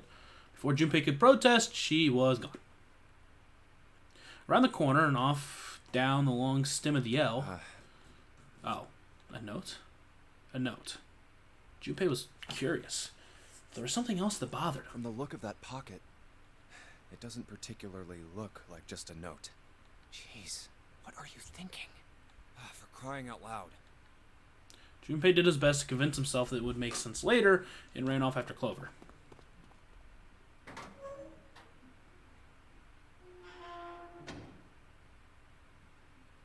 Junpei pushed through the door and found himself in a large room with a large set of stairs. Big stairs. Das big So this is where stairs. it ends up. Just like it says on the map. It was just what he had expected to see after reading the map. His I see after reading the map to himself meant that Ace had probably realized the same thing. Ace, did he head down? He put his hand on the handrail and leaned over to look down. Oh, there he is. Look, the 4 others are there too. And not just Ace. Santa, June, Seven, and Lotus as well. Really? Let's join them. Hey, they're not dead yet. Woo! Junpei and Clover glanced at each other and hurried down the stairs. They reached B deck at the same time. Jumpy, Clover. June's face was excited. Something had happened. That much Junpei could tell by simply looking What's at her. up? Given their situation, he was not inclined to be excited about the sudden developments. June, however, couldn't contain We herself. found it. Oh. They did go through 6, didn't they? Right? Because I don't think 2 led to it. I think it was just 6. I didn't think about that part. Oh well. Found what? We found it. It! What did you find? The clown! The last door. We found door 9. What? What? Come on, just follow us. We'll explain on the way. Okay. Seven turned and jogged off down the stairs. Well, if that's the case. Wait for me. We should get going as well. The rest followed. Jumpy, we finally made it. The relief and excitement in her voice echoed what each one of them felt. It's finally time. Junpei wasn't quite ready to believe they'd really done it. At least not yet. Still, if everyone said that it was door 9, then it probably Reached was. the end. He could feel his heart racing. A mixture of anticipation and fear ran through his veins, and he could feel his legs shaking. Hold up.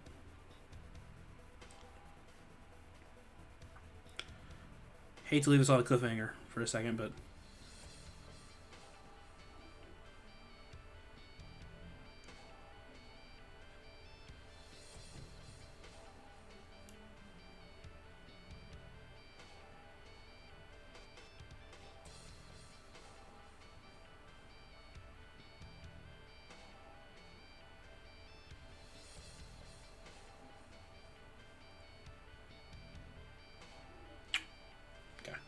just wanted to say. He was doing his best to maintain a sense of healthy skepticism, but he couldn't deny that the prospect of escape was an exciting one. Something's bothering me. Only 3 to 5 people can go through the numbered door. 7 of us are on our way to door 9. That means that, best case scenario, there will be 2 of us who have to stay behind. Sounds pretty good to me. I mean, 2 people. 2 people. Is there a way? Junpei looked over at the clock. 4:30. We've only got 90 minutes left. I've got no time to wonder about it now. Hey, Junpei! June! What the hell are you two doing? Hurry it up! Santa's voice jolted Junpei out of his reverie. Let's go, Jumpy. Let's go, Jumpy! June took off down the stairs, jogging as quickly as she could. Junpei followed.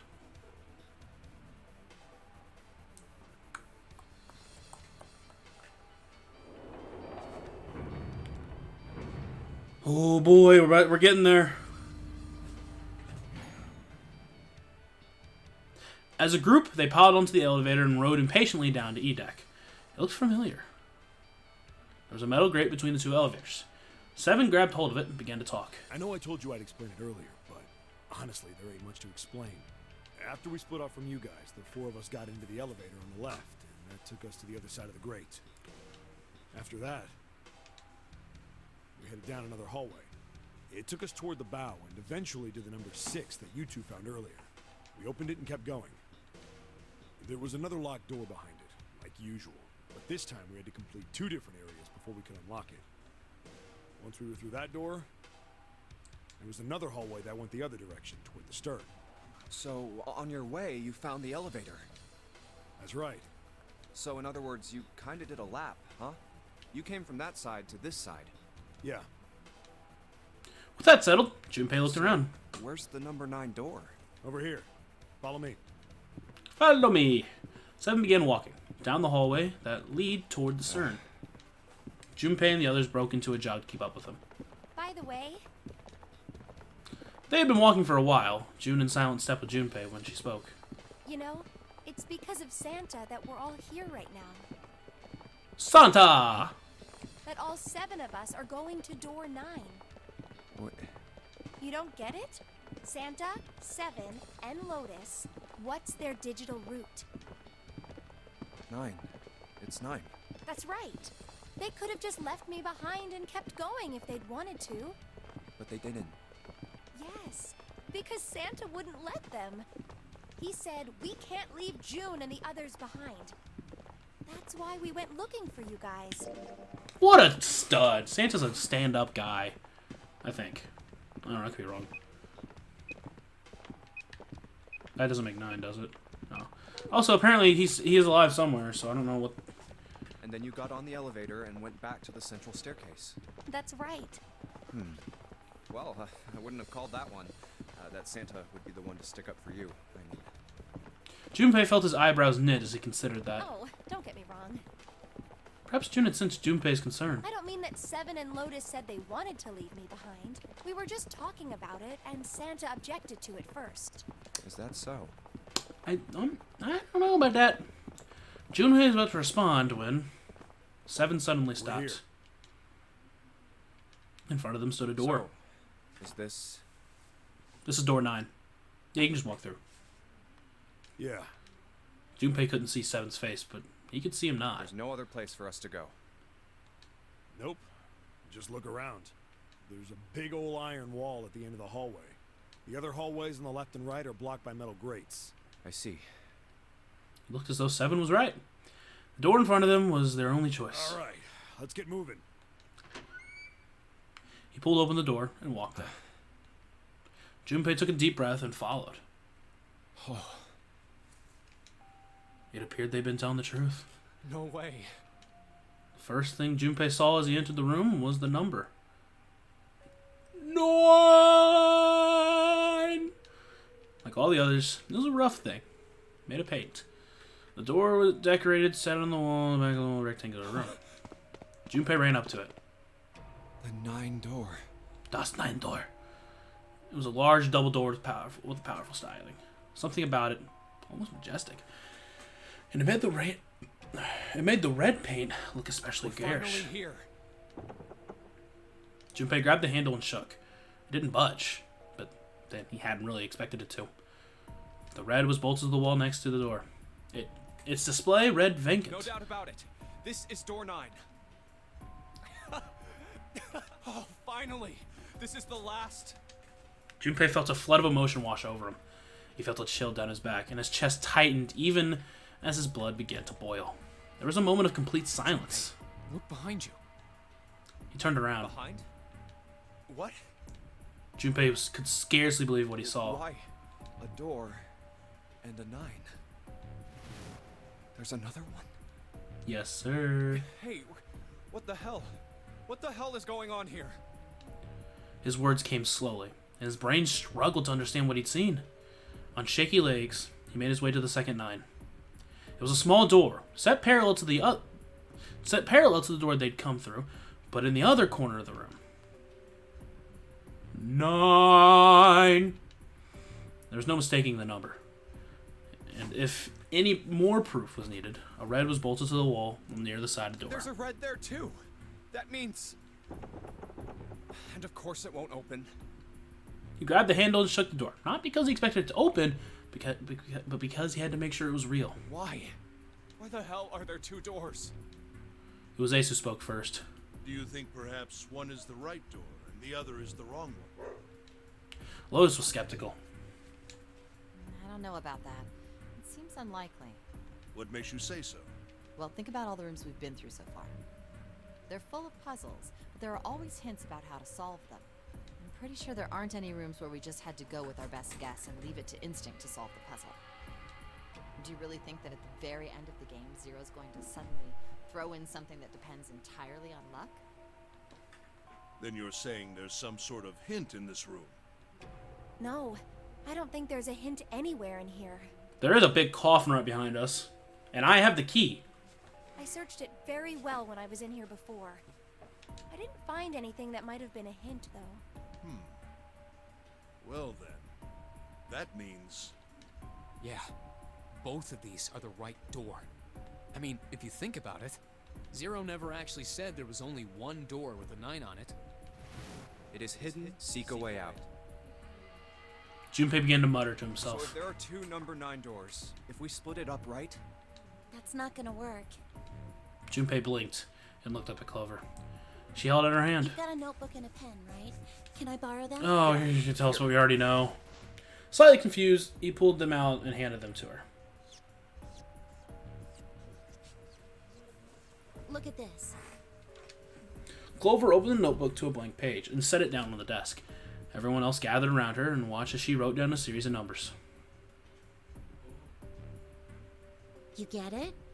You get it? You fucking idiot? The numbers on the top are all the combinations with digital roots of 9.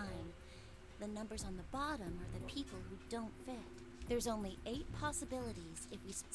if 3 people go through the door, then 4 are left behind. If 4 go through, then 3 are left behind. Right? Yeah. Clover nodded, almost as if she were pleased with herself for solving a difficult math problem. No way. And then it all went black. The room went very quiet. Silence lay across everyone like a thick, heavy blanket. No one spoke. Their faces were blank. Come to think of it,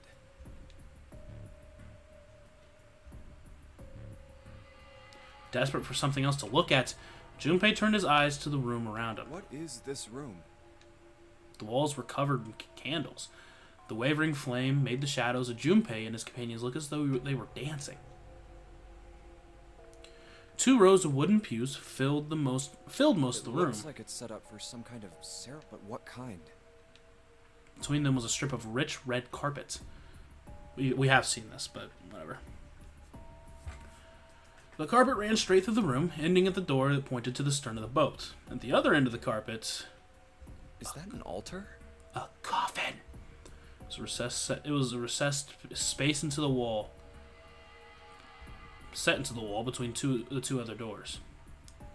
Sitting on the raised section of the altar was a coffin. Coffin? A coffin. A coffin. Coffin. Coffin. Coffin. Coffin. Coffin. Coffin? No, it couldn't possibly be. But if it wasn't, then whose body occupied it? That wasn't as far as Junpei wanted to pursue that line of thought. Or that was as far. He decided not to think about the coffin for the time being. Why not? At that moment, Seven spoke. There was an edge of humor to his voice, but it was forced. Okay, I give up. I give up. I figured if we sat around here long enough, someone would volunteer. But I guess nobody's got the guts to do it. What are you talking about? Junpei didn't understand, and he wasn't the only one. What? You guys didn't figure it out yet? Fine, fine. Let me enlighten you. Clover was mostly right with her little explanation earlier, but she missed something. She wasn't really wrong. She just... screw it.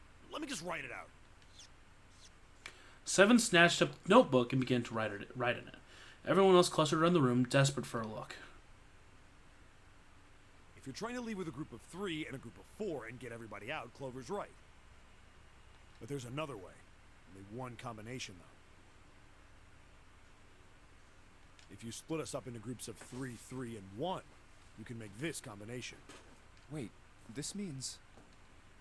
Don't get me wrong here. I'm not trying to copy Ace or anything like that. Even if he hadn't been the hero back in the big hospital room, I'd still be saying the same thing. The same thing? Are you saying? Yeah, I am. I'll stay behind. Why are you acting so heroic all of a sudden? Are you some kind of idiot? Lotus was the first to speak. That in itself was a little strange. She'd reacted much differently when Ace had No, volunteered. I'm completely against this. I'll be goddamned if I'm gonna have to owe you for getting out of here. The rest of them began to speak, all at once. I'm against it too. I didn't want to leave Ace behind, and I don't want to leave you either. I have a key for the coffin. We can see what happens if I do that. I don't like that idea. There's gotta be other options. Well, you still believe your brother's alive, which... that's interesting. I disagree as well. I can't say I care much for you being the hero. Finally, they quieted down. Junpei looked at there Seven. you go, Seven. Proposal denied. Clover's right. There's gotta be a better way than this. Seven made some noise that was somewhere between a derisive, I don't know, snort, and a cough. Doesn't make any sense. He was doing his best to pretend they were making a fool's decision, but Junpei could see the twinkling of water in the corner of Seven's eyes. Aww. That was when Santa spoke. Whoa, hold on a minute. I haven't said anything yet. Until then, Junpei hadn't realized that Santa had stayed quiet for the whole discussion of Seven's fate. Something in his voice made Junpei uncomfortable. Agreeing? You want to leave him here? Santa shook his I'm head. against it. I don't want to leave Seven here alone. Then I don't see how it matters. I said alone. Huh? I said I don't want to leave Seven alone. There was a dull shine in Santa's eyes. They were cold and hard. Junpei felt himself shiver. What the hell are you... What? You don't get it? I can't leave just one person. I need 2 more. 3 people, including Seven. I'll be leaving behind 3 people. That's my proposal. No, those are my orders. 1, 4, 5, 6, 8. Okay, just making sure. What do you mean, orders? What the hell makes you think you can order us around? Who the hell's gonna listen to you? You all will. In 3 seconds, you won't have a choice. What? 3, 2, 1. Santa was so fast, Junpei could barely see him. When he moved, it was almost like watching a dance. His feet moving like lightning. He spun and... He did get the gun! He had June. See? I told you. His lips curled into a cruel, mocking smile. What? A shudder traveled the length of Junpei's spine. His chest froze, and he could feel his breath go stale in his lungs. Nothing made sense. Junpei felt as though his head were about to explode. Santa's sudden change in attitude, saying that he needed 2 more. The gun in his right hand, a revolver. Santa had grabbed June from behind and pressed what Junpei's shaken brain identified as a revolver roughly against her temple. Why? What the hell is that? Well, it's a gun. I know where he found it. We saw it last time. Junpei's question roared in his mind, but his mouth refused to ask them. Seven spoke, almost as though he had sensed Junpei's confusion. Guns from the other room. What room? One of the rooms behind door 6. I should have known he was gonna do this. I should have taken the gun. Well, it's too late now, fat ass. Damn it. A mixture of fury and frustration twisted Seven's face, and he glared at Santa. Santa, for his part, didn't so much as flinch. The corner of his lip twitched in a slightly wider smile. Then the smile faded and began to move. He walked backwards, dragging June with him. Before long, his back was resting against the door. On the wall next to him was the bread. He put his hand on the scanner panel quickly and then forced June to do the same. Now, time for you to start following my orders. Ace, Lotus, congratulations. I've chosen you to come with me. Put your hands in the red. Hey, you deaf? I gave you an order. Santa's eyes narrowed to slits. He glared at Ace and Lotus. Hold on. I have an idea. Okay, so to make 18, or just to make 9, 316. No, 315. That would make 9. So he does have. We can't even let. He could kill June and still have 2 more. So. They stayed frozen, like a deer caught in the headlights of an oncoming car. Fine. I didn't want to waste any bullets, but you guys just don't get it. No sooner were the words out of Santa's mouth than his hand twitched. And the gun roared. Oh. Jesus Christ! A section of the floor exploded, scattering wood and splinters on the floor, across the floor. A thin plume of smoke snaked out of the hole in the floor. No, my controller died! Fuck!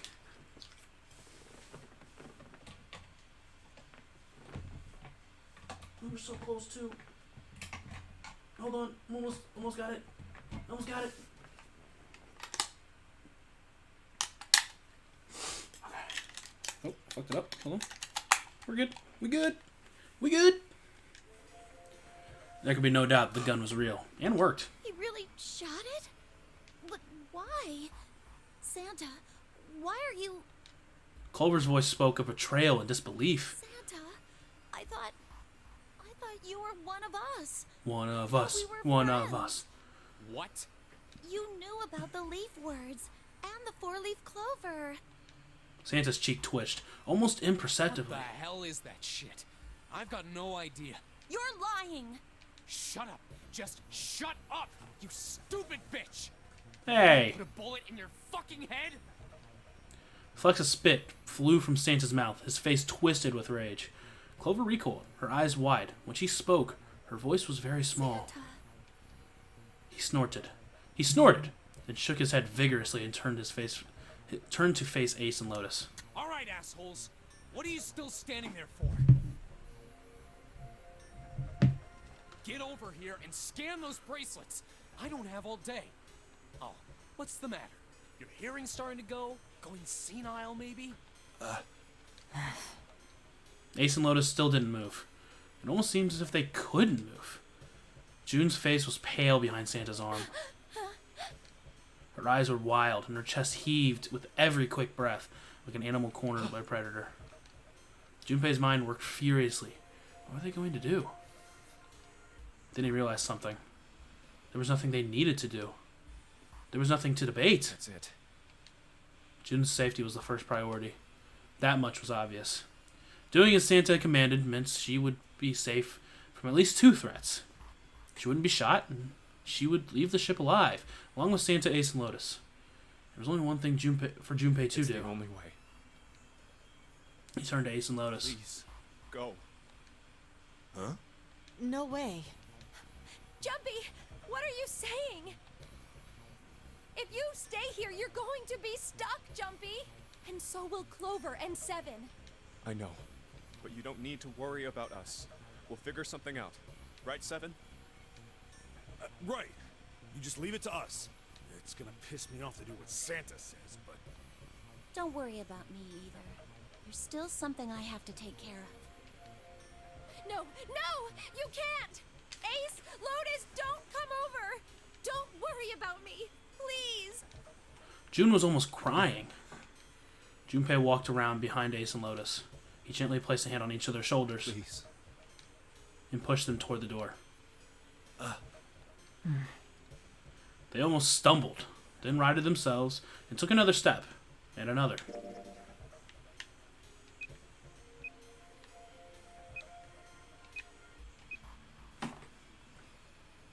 We're gonna find Snake. He's gonna be clutch. They turned around, and Junpei nodded. All right. Fine. Ace and Lotus turned around again and walked slowly toward the door where Santa was waiting for them. After what seemed like an eternity, they stopped. In front of the door marched 9. Santa smiled. All right, now let's get those hands on the scanner panel. God damn it, Santa, I wanted to like you. What's the holdup? What? You think I'm fucking around here? I don't give a shit about this girl. The red doesn't need a person, you know? All I need is the bracelet. You get it? Good. Now put your fucking hands on the scanner. To be fair, he could just kill them all right now, take their bracelets, and leave. But thankfully, he's not doing that, I'm not so... gonna say it again. He shoved the revolver harder against June's head. She winced. Fine. Ace sighed, defeated, and placed his hand on the scanner panel. Lotus went next. Lotus glared at Santa and slammed her hand onto the scanner panel. The 4th asterisk blinked on. Good job. Now, Lotus, pull that lever. As soon as the door opens, you get your ass in there. Try anything stupid, and you know what happens, right? Damn it. Junpei could almost hear Lotus's teeth grind. I don't think we're gonna finish this game. God damn it. The door slid open. Door number 9 opened at last. It opened with a low, powerful rumble, a drumble, to welcome the chosen few. Good. Go. Lotus and Ace walked through the door, their eyes furious but defeated. Santa waited until they were all the way inside, and hauled himself and June across the threshold as well. 8, 9. Later.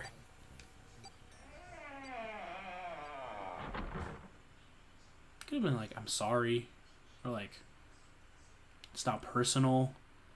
Would be like, I'll take good care of June, but like, come on. After exactly 9 seconds, the door swung shut. The gust of air it created caused candles in the altar to flicker and die.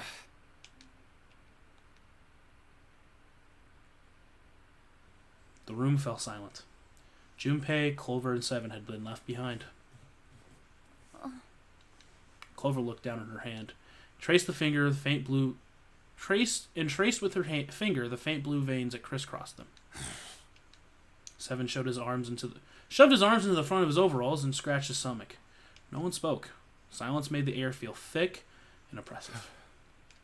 Desperate for something, anything to occupy his mind, Junpei walked to the larger of the 2 9 doors. Why didn't they just grab the 2 bracelet and the 9 bracelet? They don't need... Oh, wait. No. Well...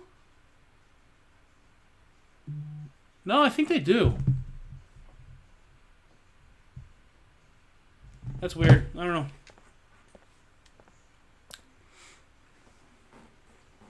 He stood in front of it and looked at the red. It read, engaged. He moved to the smaller door.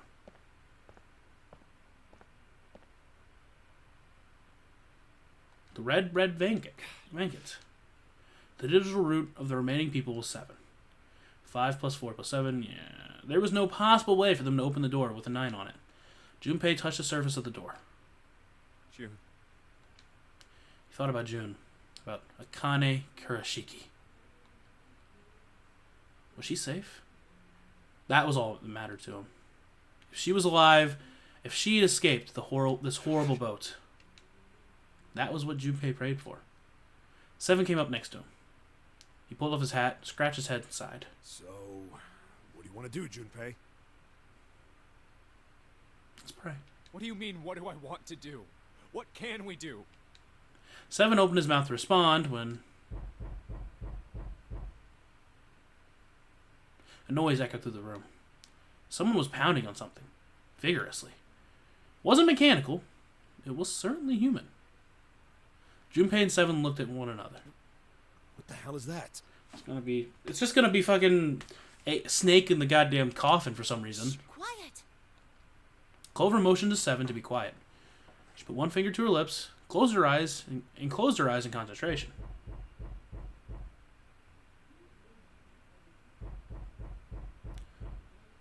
The three of them listened to determine where the sound was coming from. Coming from?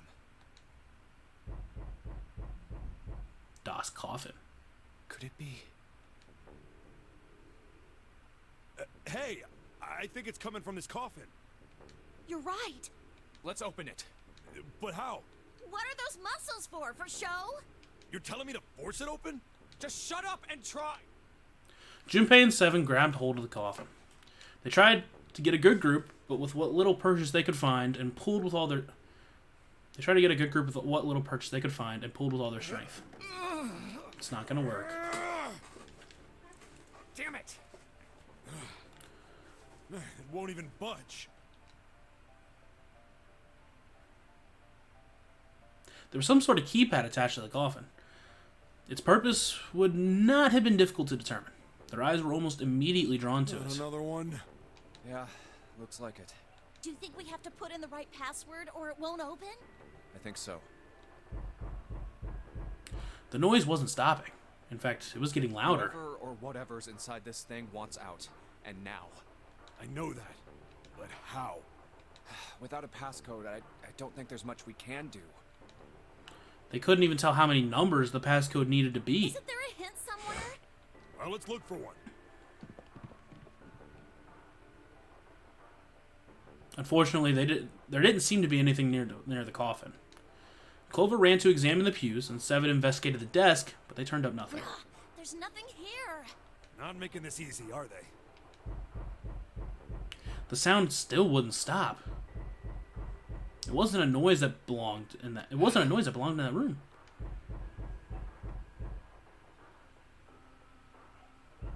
What's the passcode? What am I supposed to do? How can we figure it out? I need something.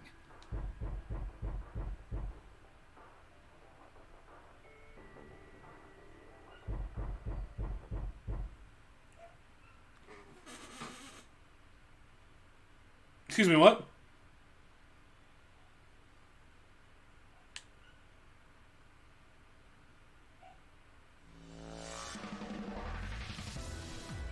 What?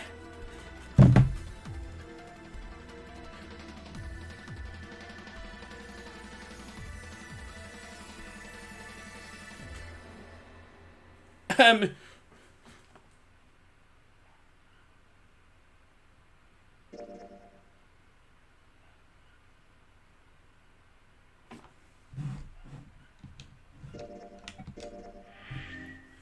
Well then. The coffin ending. That is what I was going for. But that is a crazy ending. So Santa is 0. I don't know. Anyway, that took a lot longer than I thought it was going to. So we're going to have to get some of the other endings another time. By that I mean most of the other ones, because if we're being honest, like, need to get this ending. We need to get the safe ending, and then this ending again, pretty much. Yeah.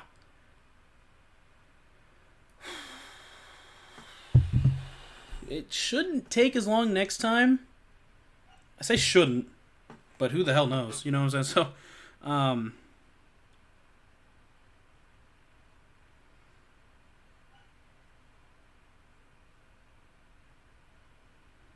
yeah, so basically next time we just gotta go through door number 5 and get that, and then we can go to a different ending. I guess. I mean, that's what it seems like. So, other than that, though, I'm gonna go ahead and end this one here. We are not. No. Jesus Christ, we're not doing this. I'm not doing this right now.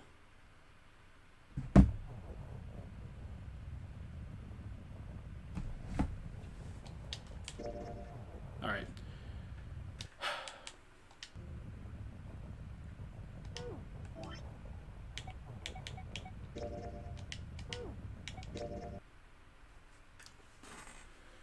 All right, I'm gonna go ahead and end this one here. Next time, like I said, I'm gonna try to get actually the rest of the endings, or at least, like I said, the important ones. But yeah, if you guys did enjoy, please leave a like, subscribe if you want to see more. If you're watching on YouTube and if you're watching on Twitch, follow, and you can watch me more. But until next time, this is Lucas signing off, and I'll see you guys later.